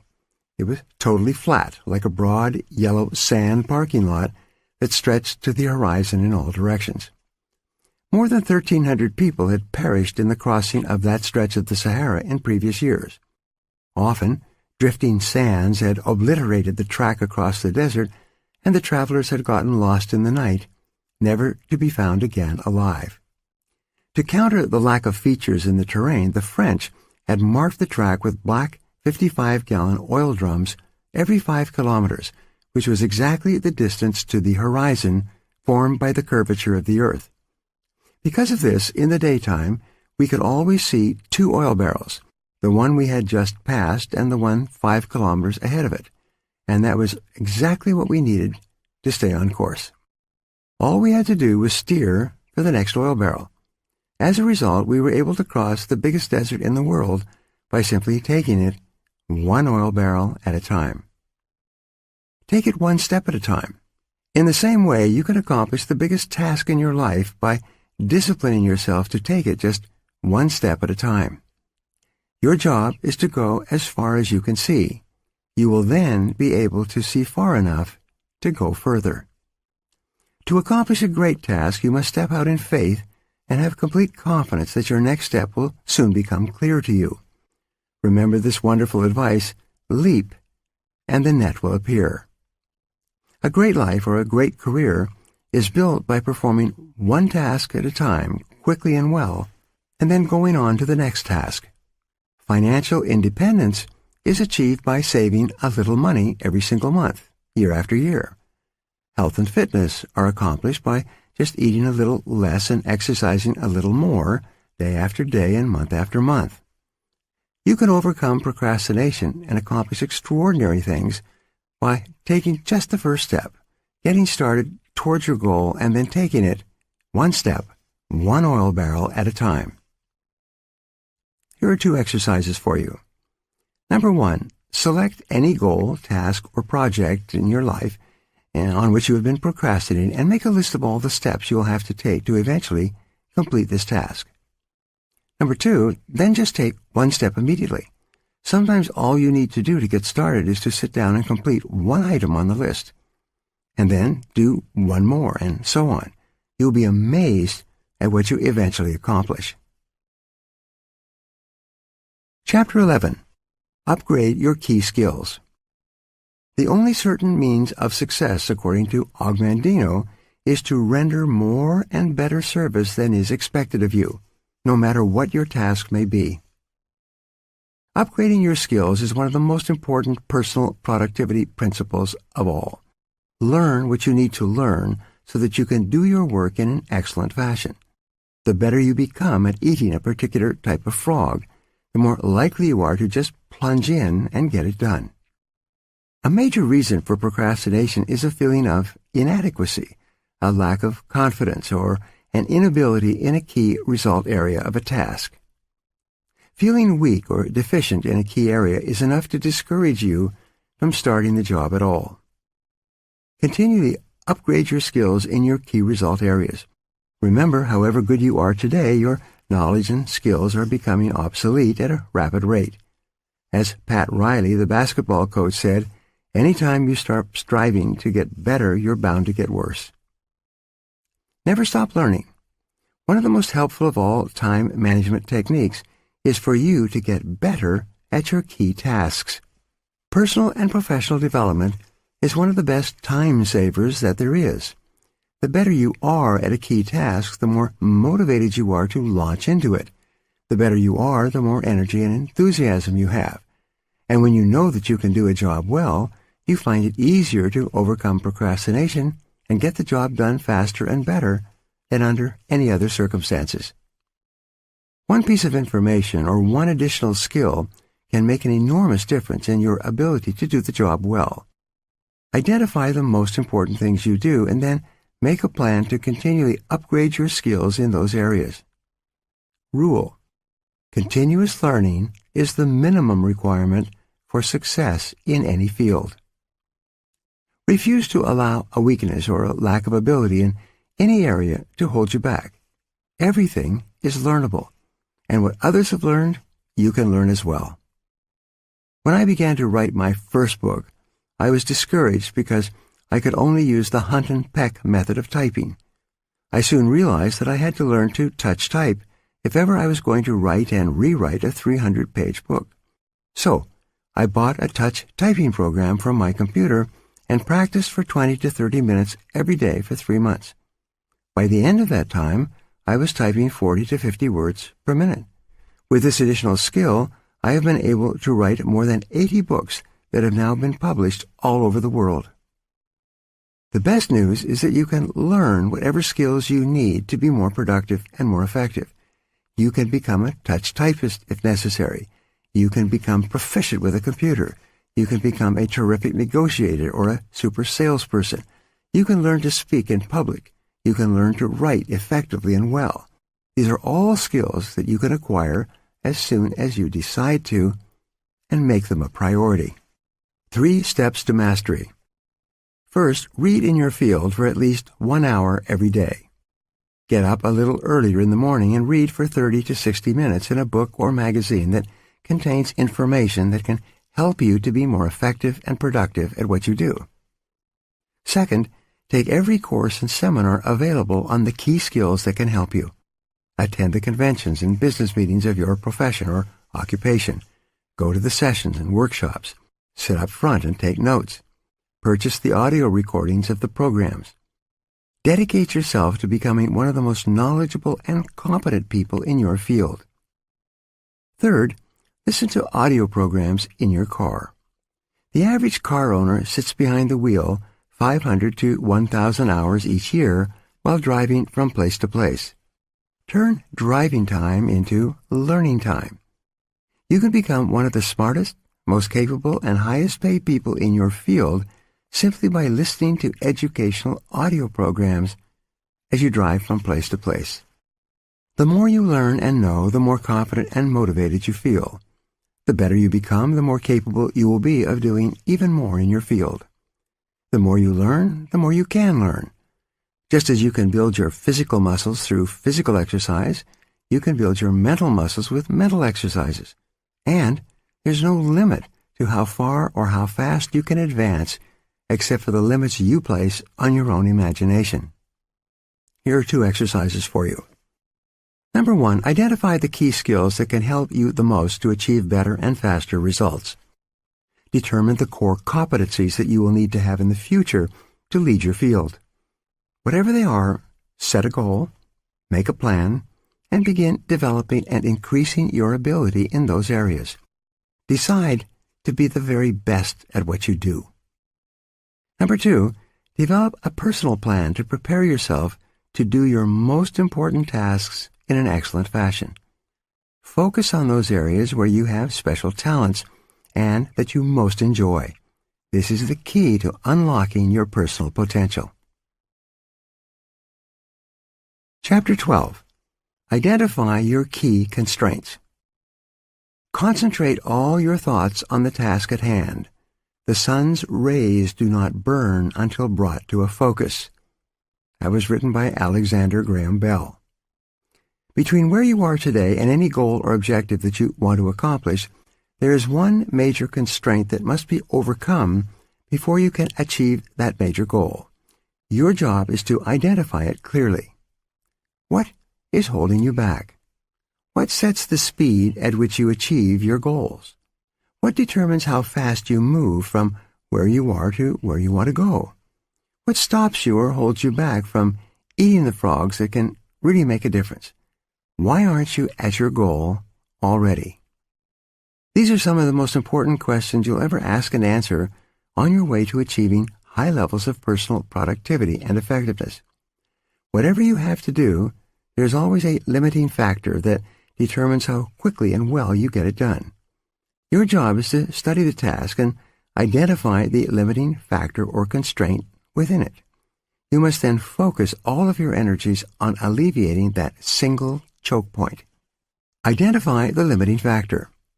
In virtually every task, large or small, a single factor sets the speed at which you achieve the goal or complete the job. What is it? Concentrate your mental energies on that one key area.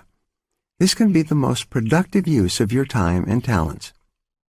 This constraint may be a person whose help or decision you need, a resource that you require, a weakness in some part of the organization, or something else.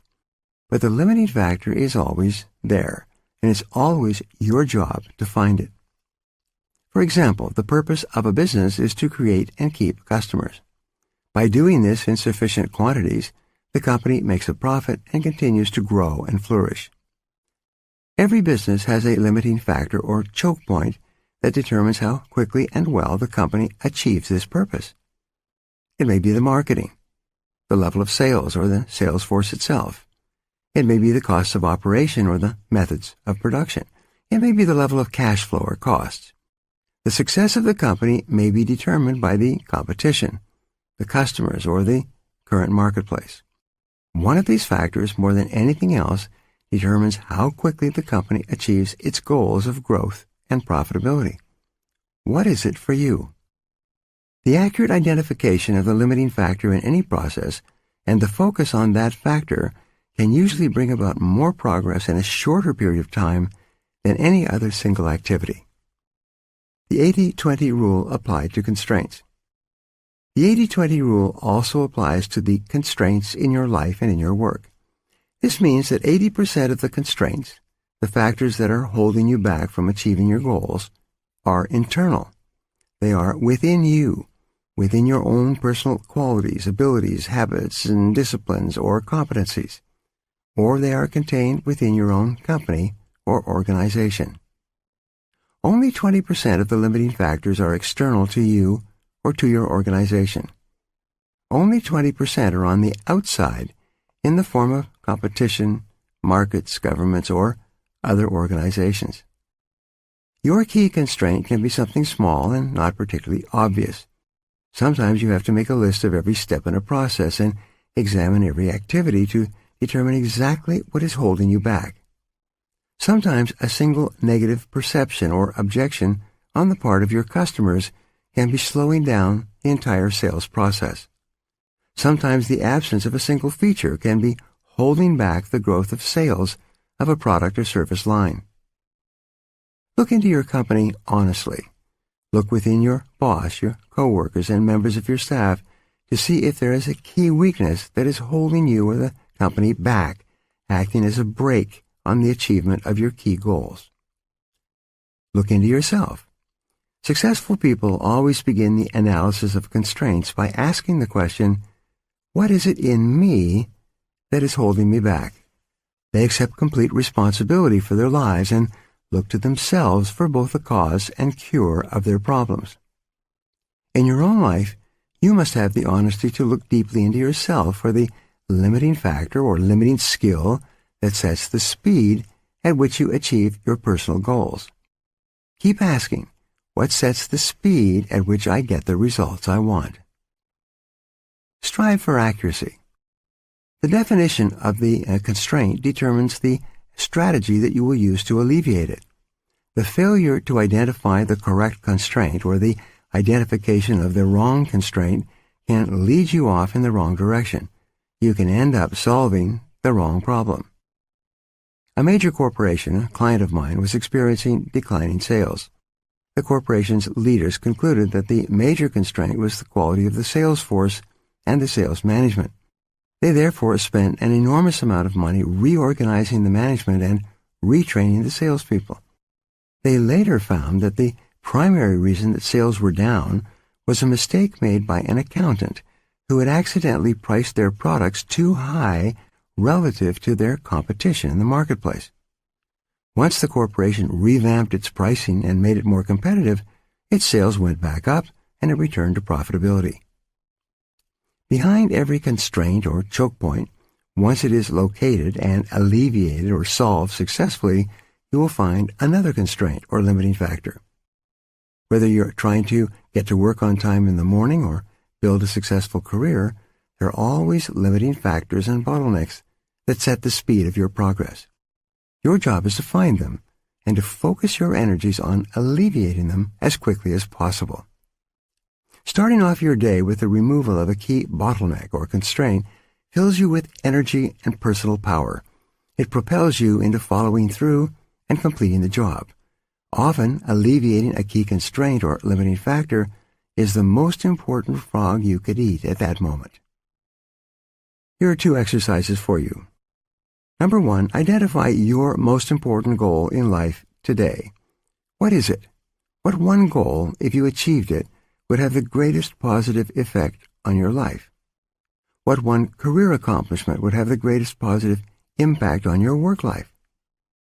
Number 2, determine the one constraint, internal or external, that sets the speed at which you accomplish this goal. Ask, why haven't I reached it already? What is it in me that is holding me back? Whatever your answers, take action immediately. Do something. Do anything, but get started. Chapter 13. Put the pressure on yourself. Thomas Edison wrote, "The first requisite for success is the ability to apply your physical and mental energies to one problem incessantly without growing weary." The world is full of people who are waiting for someone to come along and motivate them to be the kind of people they wish they could be. The problem is that no one is coming to the rescue. These people are waiting for a bus on a street where no buses pass. If they don't take charge of their lives and put the pressure on themselves, they can end up waiting forever. And that is what most people do. Only about 2% of people can work entirely without supervision. We call these people leaders. This is the kind of person you are meant to be, and that you can be if you decide to be. To reach your full potential, you must form the habit of putting the pressure on yourself and not waiting for someone else to come along and do it for you. You must choose your own frogs and then make yourself eat them in their order of importance. Lead the field. See yourself as a role model. Raise the bar on yourself. The standards you set for your own work and behavior should be higher than anyone else could set for you. Make a game of starting a little earlier, working a little harder, and staying a little later. Always look for ways to go the extra mile and do more than you are paid for. Your self-esteem has been defined by psychologist Nathaniel Branden as the reputation you have with yourself. You build up or pull down your reputation with yourself with everything that you do or fail to do. The good news is that you feel better about yourself whenever you push yourself to do your best. You increase your self-esteem whenever you go beyond the point where the average person would normally quit. Create imaginary deadlines. One of the best ways for you to overcome procrastination and get more things done faster is by working as though you only had one day to get your most important jobs done. Imagine each day that you have just received an emergency message and that you will have to leave town tomorrow for a month. If you had to leave town for a month, what would you make absolutely sure that you got done before you left? Whatever your answer, go to work on that task right now. Another way to put pressure on yourself is to imagine that you have just received an all-expenses-paid vacation at a beautiful resort as a prize, but you'll have to leave tomorrow morning on the vacation or it will be given to someone else. What would you be determined to finish before you left so that you could take that vacation? Whatever it is, start on that one job immediately. Successful people continually put the pressure on themselves to perform at high levels. Unsuccessful people have to be instructed and pressured by others. By putting the pressure on yourself, you will accomplish more tasks better and faster than ever. You will become a high-performance, high-achieving personality. You'll feel terrific about yourself, and bit by bit, you will build the habit of rapid task completion that will then go on to serve you all the days of your life. Here are 2 exercises for you. Number 1, set deadlines and sub-deadlines on every task and activity. Create your own forcing system. Raise the bar on yourself and don't let yourself off the hook. Once you set yourself a deadline, stick to it and even try to beat it. Number 2, write out every step of a major job or project before you begin. Determine how many minutes and hours you will require to complete each phase. Then race against your own clock. Beat your own deadline. Make it a game and resolve to win. Chapter 14. Motivate yourself into action. The French writer Antoine de Saint-Exupéry wrote, "It is in the compelling zest of high adventure and of victory and of creative action that man finds his supreme joys." To perform at your best, you must become your own personal cheerleader. You must develop a routine of coaching yourself and encouraging yourself to play at the top of your game. Most of your emotions, positive or negative, are determined by how you talk to yourself on a minute-to-minute basis. It is not what happens to you, but the way that you interpret the things that are happening to you that determines how you feel. Your version of events largely determines whether these events motivate or demotivate you, whether they energize or de-energize you. To keep yourself motivated, you must resolve to become a complete optimist. You must decide to respond positively to the words, actions, and reactions of the people and situations around you. You must refuse to let the unavoidable difficulties and setbacks of daily life affect your mood or emotions. Control your inner dialogue. Your level of self-esteem, how much you like and respect yourself, is central to your levels of motivation and persistence. You should talk to yourself positively all the time to boost your self-esteem. Say, "I like myself. I like myself," over and over until you begin to believe it and behave like a person with a high-performance personality. To keep yourself motivated and to overcome feelings of doubt or fear, continually tell yourself, "I can do it. I can do it." When people ask you how you are, always tell them, "I feel terrific. I feel terrific." No matter how you really feel at the moment, or what is happening in your life, resolve to remain cheerful and upbeat. As Viktor Frankl wrote in his best-selling book, Man's Search for Meaning, the last of the human freedoms is to choose one's attitude in any given set of circumstances. Refuse to complain about your problems. Keep them to yourself. As speaker, humorist Ed Foreman says, you should never share your problems with others, because 80% of people don't care about them anyway, and the other 20% are kind of glad that you've got them in the first place. Develop a positive mental attitude. In Martin Seligman's 22-year study at the University of Pennsylvania, summarized in his book, Learned Optimism, he determined that optimism is the most important quality you can develop for personal and professional success and happiness. Optimistic people seem to be more effective in almost every area of life. It turns out that optimists have 4 special behaviors, all learned through practice and repetition. First, optimists look for the good in every situation. No matter what goes wrong, they always look for something good or beneficial, and not surprisingly, they always seem to find it. Second, optimists always seek the valuable lesson in every setback or difficulty. They believe that difficulties come not to obstruct, but to instruct. They believe that each setback or obstacle contains a valuable lesson that they can learn and grow from, and they are determined to find it. Third, optimists always look for the solution to every problem. Instead of blaming or complaining when things go wrong, they become action-oriented. They ask questions like, "What's the solution? What can we do now? What's the next step?" And fourth, optimists think and talk continually about their goals. They think about what they want and how to get it. They think and talk about the future and where they're going rather than the past and where they came from. They're always looking forward rather than backward. When you continually visualize your goals and ideals and talk to yourself in a positive way, you feel more focused and energized. You feel more confident and creative. You experience a greater sense of control and personal power. And the more positive and motivated you feel, the more eager you will be to get started, and the more determined you will be to keep going. Now here are 2 exercises for you. Number 1, control your thoughts. Remember, you become what you think about most of the time. Be sure that you are thinking and talking about the things you want rather than the things that you don't want. Number 2, keep your mind positive by accepting complete responsibility for yourself and for everything that happens to you. Refuse to criticize others, complain, or blame others for anything.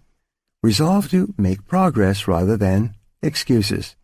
Keep your thoughts and your energy focused forward on what you can do right now to improve your life, and let the rest go. Chapter 15. Technology is a terrible master. Mohandas Gandhi said, "There is more to life than just increasing its speed." Technology can be your best friend or your worst enemy. Technology becomes the enemy when we give in to an obsessive need to communicate continually. This compulsion to stay plugged in leaves us all psychologically breathless. We have no time to stop, smell the roses, and collect our thoughts. You have a choice. The key is to keep your relationship with technology under control.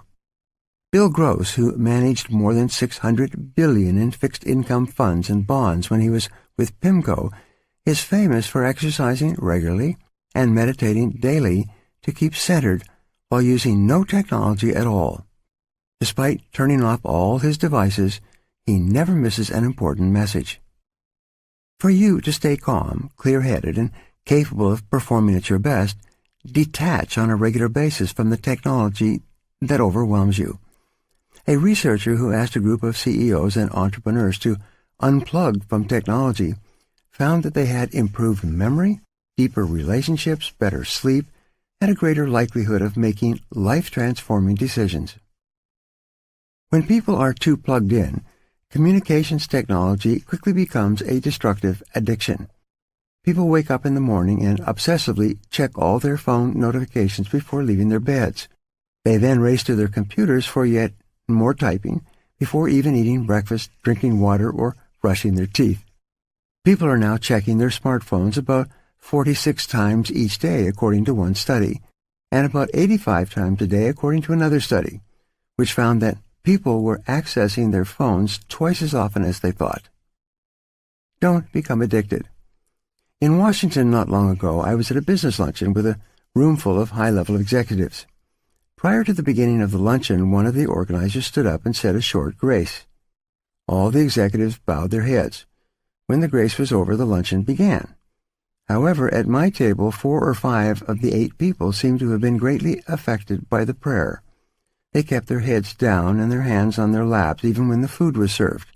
They seemed to be lost in deep thought over the profound questions of the day talked about in the grace.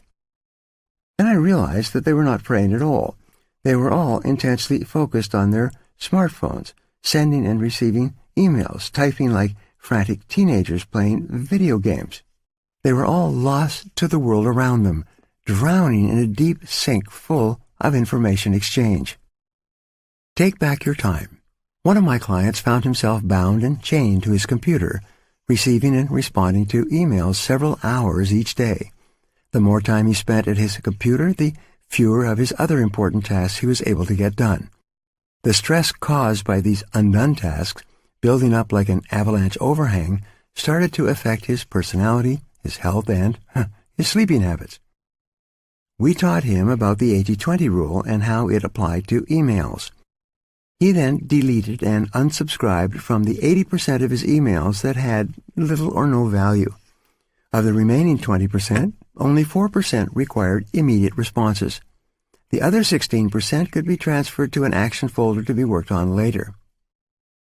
Refuse to be a slave. Unchain yourself from your computer.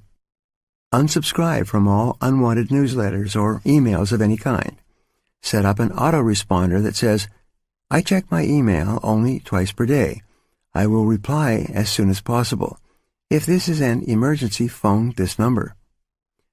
A journalist for Fortune magazine once wrote that when he arrived back at the office after a 2-week European vacation, he had more than 700 emails waiting for him. He realized it would take him a week to get through them all before starting on important projects. So for the first time in his life, he took a deep breath and punched the delete all button, erasing those 700 emails forever. He then got busy with the projects that were really important to him and his company. His explanation was simple. He said, "I realize that just because someone sends me an email, it does not mean that they own a piece of my life. Although not many people would delete their entire inbox, you can definitely delete and ignore more emails than you do right now. Empower yourself to remove all emails that don't relate to important goals and relationships." Someone will tell you. People often ask me at my seminars, "But don't you have to stay plugged into technology to keep current with the news?" I tell them, if it's really important, someone will tell you. Many people unplug from the news, and surprisingly enough, They remain well-informed on most important subjects. You should do the same. Here are 2 exercises for you. Number 1, resolve today to create zones of silence throughout your day-to-day activities.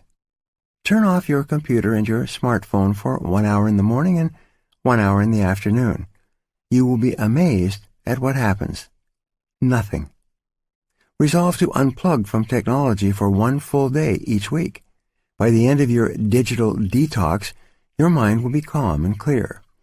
When your mental batteries have time to recharge, you will be much more effective at eating frogs.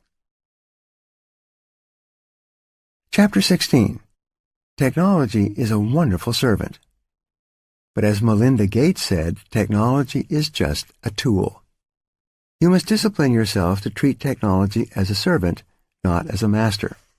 The purpose of technology is to make your life smoother and easier, not to create complexity, confusion, and stress. Usually, to get more done of higher value, you have to stop doing things of lower value. Keep asking yourself, what's important here? What is most important for you to accomplish at work? What is important in your personal life? If you could only do 1 or 2 of the activities available to you, which ones would they be? Use your technological tools to regularly remind yourself of what is most important and protect yourself from what is least important. Technology can be a simple way to get control of your communications, your time, and even your emotions. Take control of your communications. Clear your digital workspace as you would your physical desk. Clear every program not needed for the task at hand. Block the websites that distract you the most. Make sure that only the communication channels you need to complete your task are open. Most tasks require some communication, but having 10 different ways to communicate is overkill. Once only relevant information is visible on your screen, arrange your windows for perfect workflow.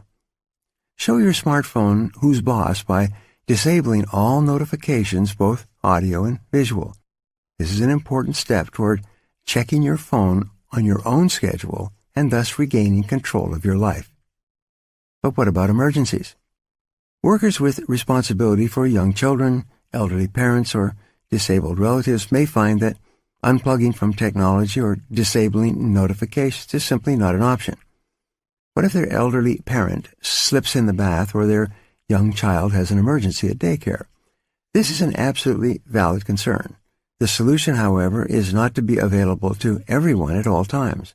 Rather, create a phone number, an email address, or another communication channel that only the caretaker of your loved one knows about.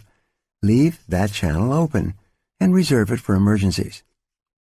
If you desire, you can do this for your work life as well. Give your boss or key clients a way to reach you that no one else has. You could also program your email manager to automatically sort emails from your most important work relationships into a Read First folder. In other words, segment your communication channels so that only frogs can hop into your castle of concentration. Take control of your time. Your calendar makes a wonderful servant but a terrible master. Never automatically click Accept on a digital invitation. Ask yourself if the invitation really fits your priorities before pressing the button. Schedule large blocks of time for task completion into your calendar as if they were appointments. Be so aggressive about it that when people look at your calendar, they will see only a tiny slice of free time. This will impress them and motivate them to schedule shorter meetings. Your digital to-do list, otherwise known as task management software, is a powerful tool for taking control of your time. It has all the positives of a paper to-do list plus a few additional features. Digital to-do lists allow you to transfer items to another person's to-do list at the click of a button. This can help you delegate more efficiently, but make sure that you accept only those tasks that are in line with your priorities. A digital to-do list can also be programmed to remind you relentlessly about your most important tasks. Take control of your emotions using technology. Many people fail to make technology their servant because they fear learning new skills. This fear can be mastered. Refuse to let it hold you back. Everything is learnable, and what others have learned, you can learn as well. Let your organization know that you are interested in learning about technological tools that will make you more efficient. If you have a friend, family member, or coworker who is a tech whiz, learn everything you can from that person. Above all else, avoid the phrase, "I can't." Technology is no longer optional. It's just as important as reading, writing, and arithmetic. And the idea that only certain kinds of people are good at technology is a myth. No matter your age, race, or gender, you have the power to master technology. If you do become frustrated, just remember that it happens to everyone. Even expert programmers who are paid hundreds of dollars an hour will sometimes be frustrated by technology.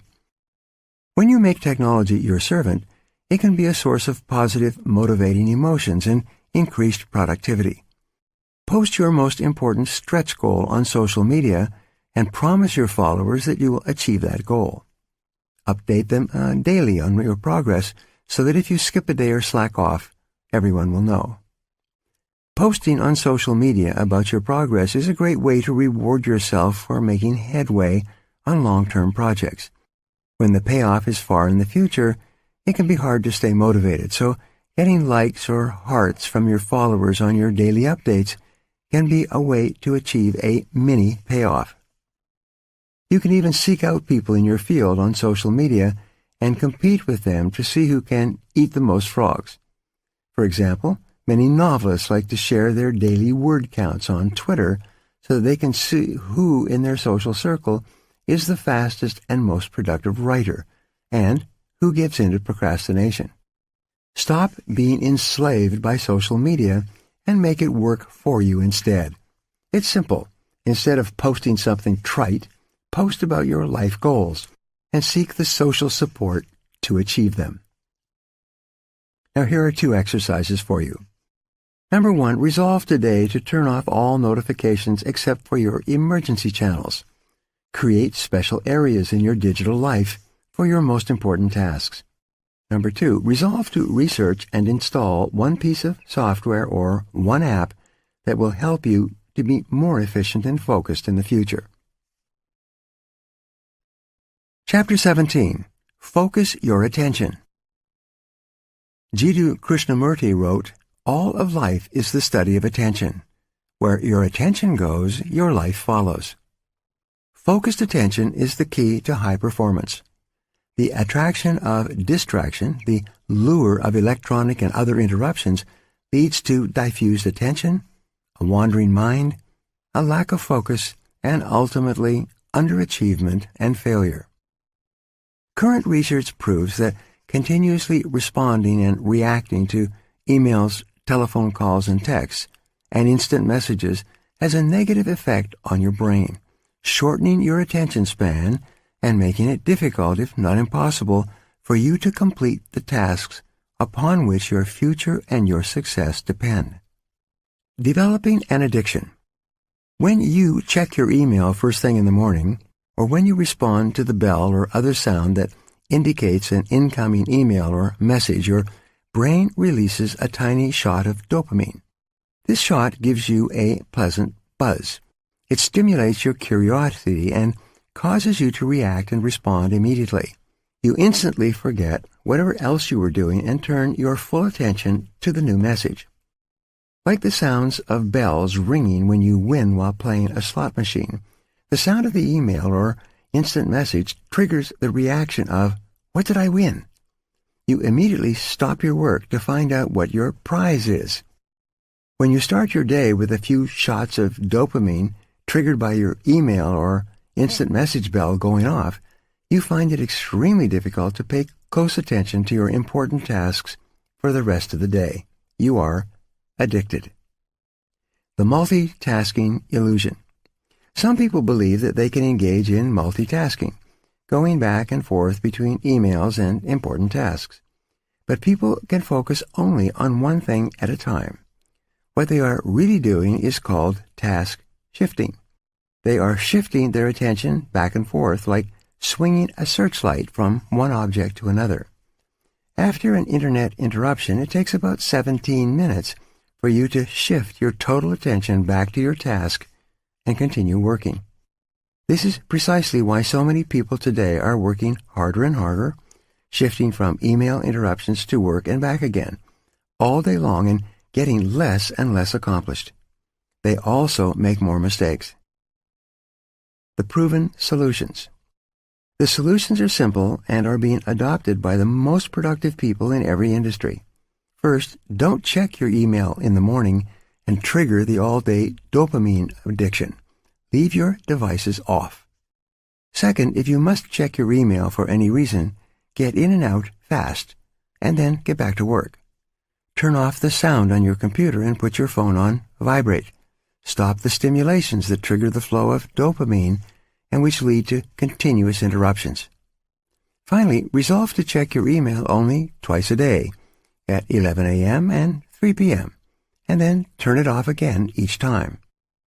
Provide a telephone number where someone can reach you in an emergency. Whenever you're in a meeting with one or more people, follow the same protocol. Leave electronic devices off. Never insult the persons you are meeting with by working on your laptop or answering your phone while they're talking to you or expecting to hear you talk. Pay 100% attention to the other people. This applies at home as well. Double your productivity. Here's a simple way to double your productivity. First, plan each day in advance. Select your most important task, and then start on that task first thing before you do anything else. Second, work non-stop for 90 minutes with no diversion or distraction, and then give yourself a 15-minute break. Third, start again and work another 90 minutes flat out. Finally, after this 3-hour work period, you can then reward yourself with a shot of dopamine by checking your email. When you develop the habit of completing 3 hours of important work each morning first thing, you will both double your productivity and break yourself of the habit of checking your email all day long. You will regain full control of your life. Now here are 2 exercises for you. Number 1, keep your goals of success and high productivity in mind. Before you do anything, ask yourself, is this helping me to achieve one of my most important goals, or is this just a distraction? 2, refuse to become a slave to the bells and whistles that distract you from completing those tasks that can make a real difference in your life. Leave your devices off. Chapter 18, Slice and Dice the Task. Orison Swett Marden wrote, "The beginning of a habit is like an invisible thread, but every time we repeat the act, we strengthen the strand, add to it another filament, until it becomes a great cable and binds us irrevocably in thought and act."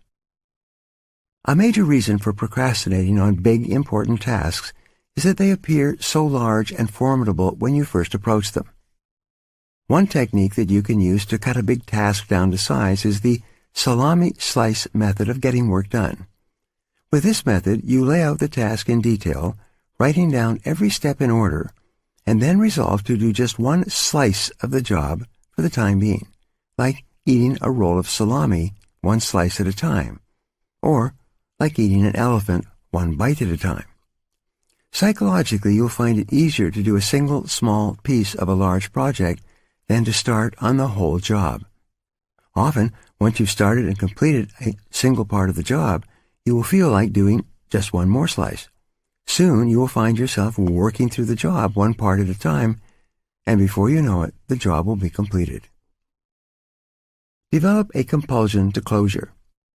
An important point to remember is that you have deep within you an urge to completion, or what is often referred to as a compulsion to closure. This means that you actually feel happier and more powerful when you start and complete a task of any kind. You satisfy a deep subconscious need to bring finality to a job or project. This sense of completion or closure motivates you to start the next task or project and then to persist toward final completion. This act of completion triggers the release of endorphins in your brain, as I mentioned earlier. And the bigger the task you start and complete, the better and more elated you feel. The bigger the frog you eat, the greater the surge of personal power and energy that you experience. When you start and finish a small piece of a task, you feel motivated to start and finish another part, and then another, and so on. Each small step forward energizes you. You soon develop an inner drive that motivates you to carry through to completion. Swiss cheese your tasks. Another technique you can use to overcome procrastination is called the Swiss cheese method of working. You use this technique to get yourself into gear by resolving to punch a hole in the task, like a hole in a block of Swiss cheese. You Swiss cheese a task when you resolve to work for a specific time period on that task. This may be as little as 5 or 10 minutes, after which you will stop and do something else. You will take just one bite of your frog and then rest or do something else. The power of this method is similar to that of the salami slice method. Once you start working, you develop a sense of forward momentum and a feeling of accomplishment. You become energized and enthusiastic. You feel yourself internally motivated and propelled to keep going until the task is complete. You should try the salami slice or the Swiss cheese method on any task that seems overwhelming when you approach it for the first time. You will be amazed at how helpful each technique is in overcoming procrastination. I have several friends who have become best-selling authors by simply resolving to write one page or even one paragraph per day until the book was completed. And you can do the same. Now, here are 2 exercises for you. Number 1, put the salami slice or Swiss cheese technique into action immediately to get started on a large, complex, multitask job that you've been putting off. 2, become action-oriented. A common quality of high performers is that when they hear a good idea, they take action on it immediately. Don't delay. Try it today.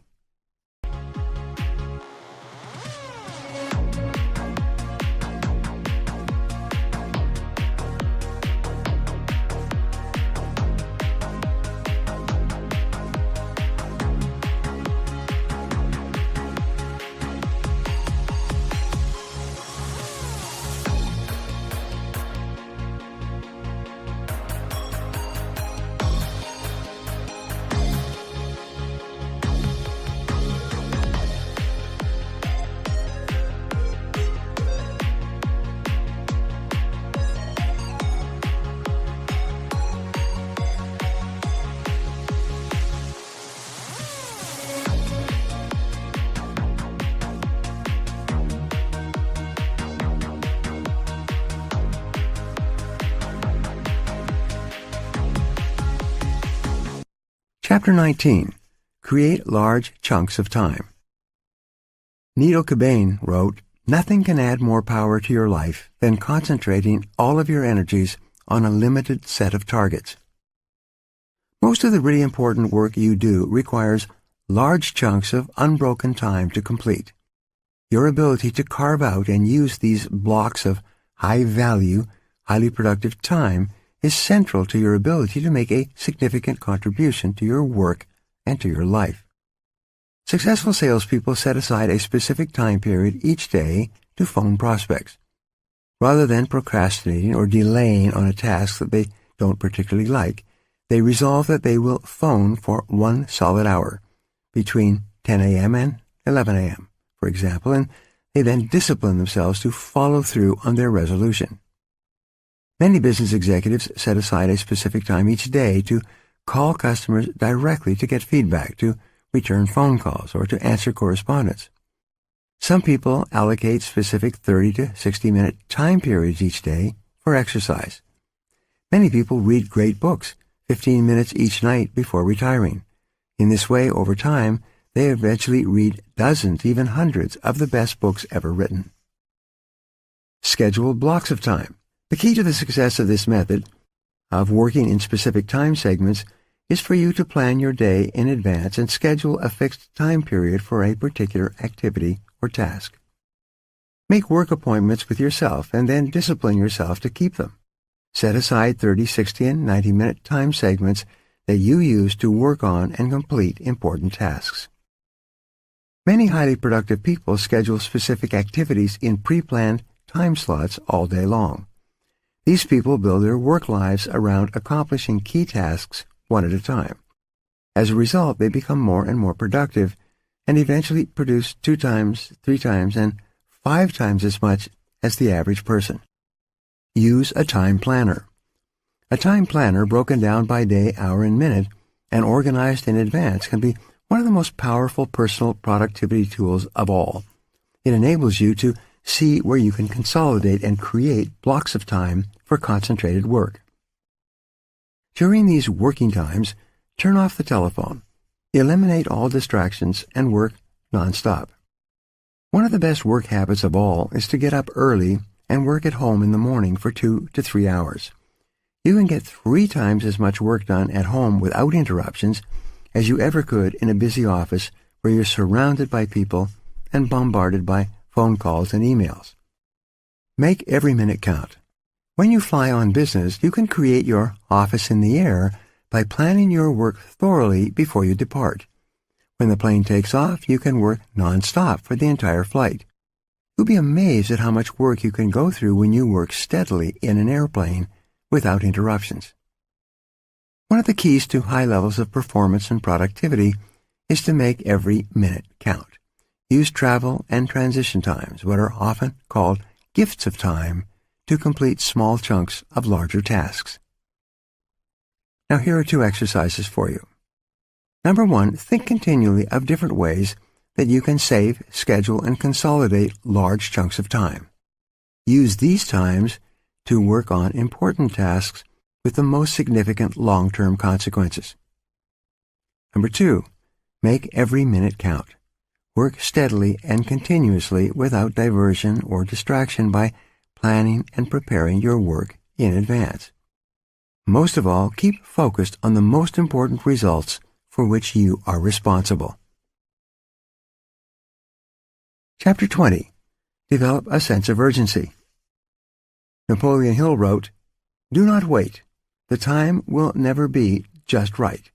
Start where you stand and work with whatever tools you have at your command, and better tools will be found as you go along." Perhaps the most outwardly identifiable quality of high-performing men and women is action orientation. They're in a hurry to get their key tasks completed. Highly productive people take the time to think, plan, and set priorities. They then launch quickly and strongly toward their goals and objectives. They work steadily, smoothly, and continuously. As a result, they seem to power through enormous amounts of work in the same amount of time that the average person spends socializing, wasting time, and working on low-value activities. Getting into flow. When you work on your most important tasks at a high and continuous level of activity, you can actually enter into an amazing mental state called flow. Almost everyone has experienced this at some time. Really successful people are those who get themselves into this state far more often than the average person. When you're in the state of flow, which is the highest human state of performance and productivity, something almost miraculous happens to your mind and emotions. You feel elated and clear. Everything you do seems effortless and accurate. You feel happy and energized.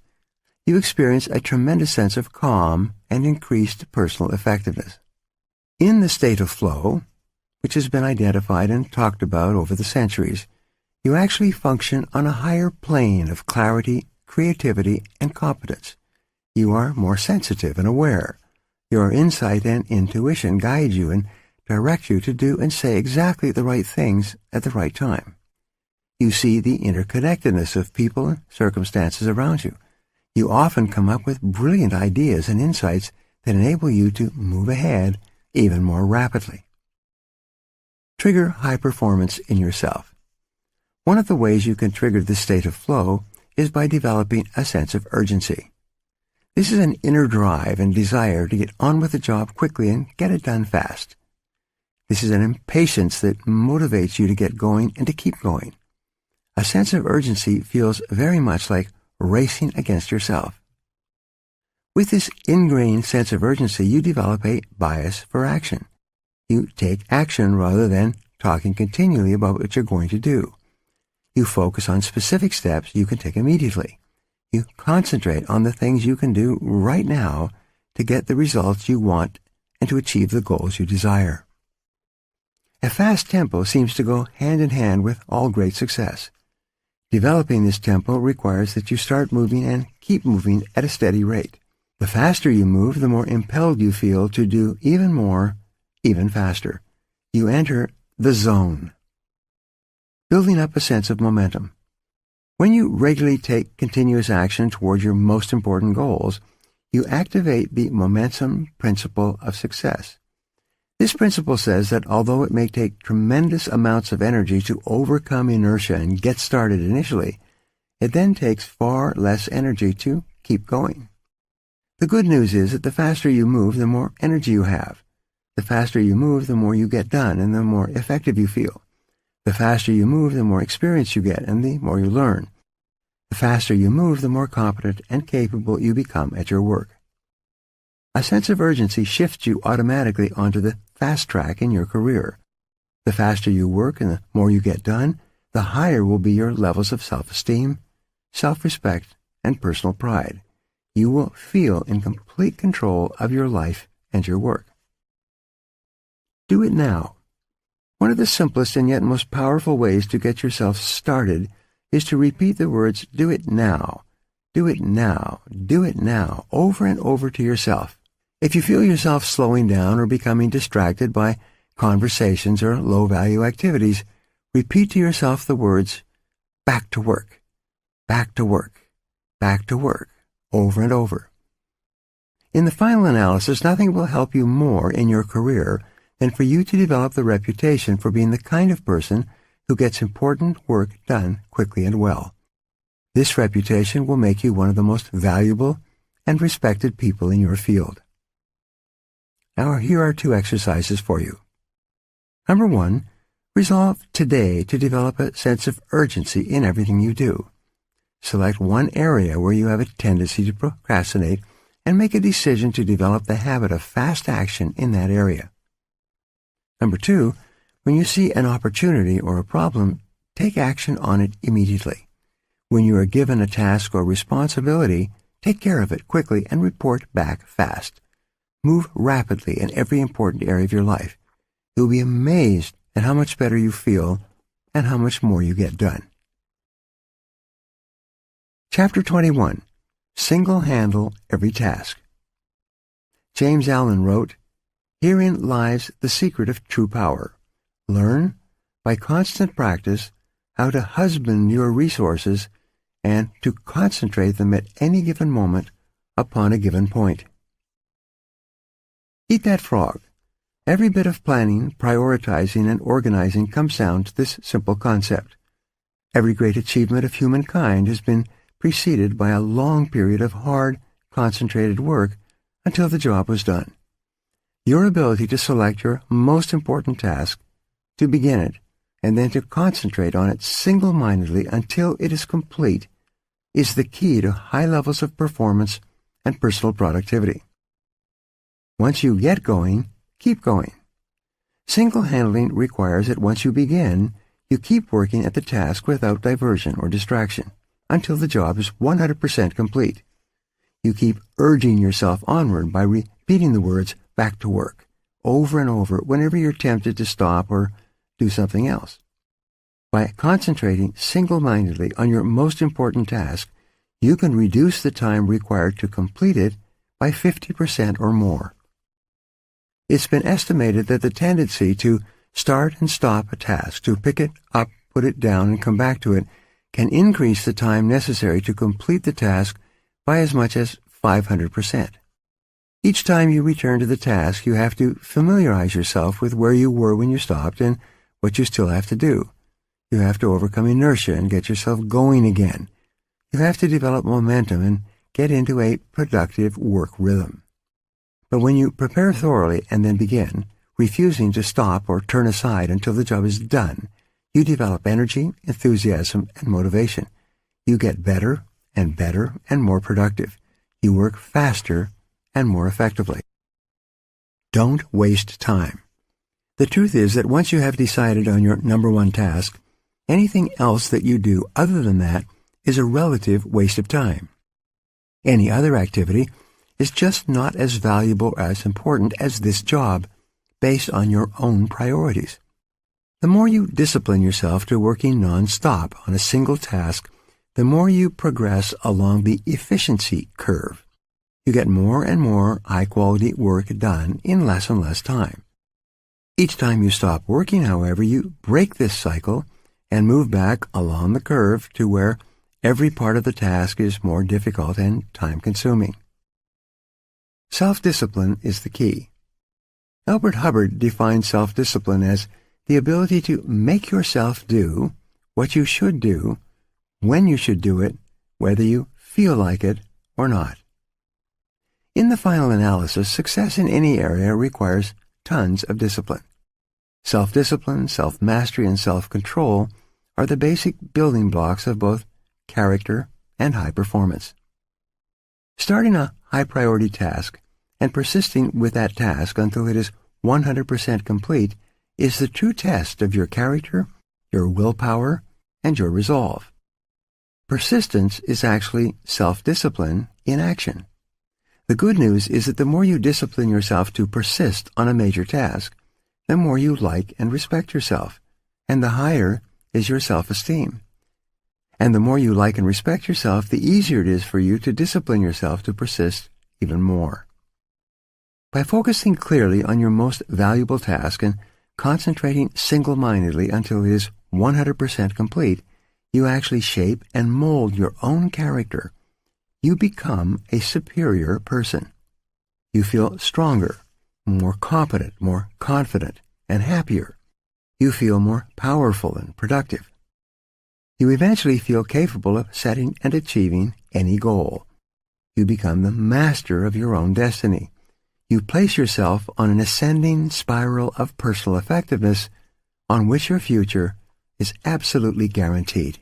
And the key to all of this is for you to determine the most valuable and important thing you could possibly do at every single moment and then eat that frog. Now here are 2 exercises for you. Number 1, take action. Resolve today to select the most important task or project that you could complete and then launch into it immediately. Number 2, once you start your most important task, discipline yourself to persevere without diversion or distraction until it is 100% complete. See it as a test to determine whether you are the kind of person who can make a decision to complete something and then carry it out. Once you begin, refuse to stop until the job is finished. Conclusion. Putting it all together. The key to happiness, satisfaction, great success, and a wonderful feeling of personal power and effectiveness is for you to develop the habit of eating your frog first thing every day when you start work. Fortunately, this is a learnable skill that you can acquire through repetition. And when you develop the habit of starting on your most important task before anything else, your success is assured. Here is a summary of the 21 great ways to stop procrastinating and get more things done faster. Review these rules and principles regularly until they become firmly ingrained in your thinking and actions, and your future will be guaranteed. Number 1, set the table. Decide exactly what you want. Clarity is essential. Write out your goals and objectives before you begin. Number 2, plan every day in advance. Think on paper. Every minute you spend in planning can save you 5 or 10 minutes in execution. Number 3, apply the 80-20 rule to everything. 20% of your activities will account for 80% of your results. Always concentrate your efforts on that top 20%. Number 4, consider the consequences. Your most important tasks and priorities are those that can have the most serious consequences, positive or negative, on your life or work. Focus on these above all else. Number 5, practice creative procrastination. Since you can't do everything, you must learn to deliberately put off those tasks that are of low value so that you have enough time to do the few things that really count. Number 6. Use the ABCDE method continually. Before you begin work on a list of tasks, take a few moments to organize them by value and priority so that you can be sure of working on your most important activities. Number 7. Focus on key result areas. Identify those results that you absolutely positively have to get to do your job well and work on them all day long. Number 8. Apply the law of 3. Identify the 3 things you do in your work that account for 90% of your contribution and focus on getting them done before anything else. You will then have more time for your family and personal life. Number 9. Prepare thoroughly before you begin. Have everything you need at hand before you start. Assemble all the papers, information, tools, work materials, and numbers you might require so that you can get started and keep going. Number 10. Take it one oil barrel at a time. You can accomplish the biggest and most complicated job if you just complete it one step at a time. Number 11. Upgrade your key skills. The more knowledgeable and skilled you become at your key tasks, the faster you start them and the sooner you get them done. Determine exactly what it is that you are very good at doing or could be good at, and throw your whole heart into doing those specific things very, very well. Number 12. Identify your key constraints. Determine the bottlenecks or choke points, internal or external, that set the speed at which you achieve your most important goals, and focus on alleviating or removing those constraints. Number 13. Put the pressure on yourself. Imagine that you have to leave town for a month and work as if you had to get your major task completed before you left. Number 14. Motivate yourself into action. Be your own cheerleader. Look for the good in every situation. Focus on the solution rather than the problem. Always be optimistic and constructive. Number 15. Technology is a terrible master. Take back your time from enslaving technological addictions. Learn to turn devices off and leave them off. Number 16. Technology is a wonderful servant. Use your technological tools to confront yourself with what is most important and protect yourself from what is least important. Number 17. Focus your attention. Stop the interruptions and distractions that interfere with completing your most important tasks. Number 18. Slice and dice the task. Break large, complex tasks down into bite-sized pieces and then do just one small part of the task to get started. Number 19. Create large chunks of time.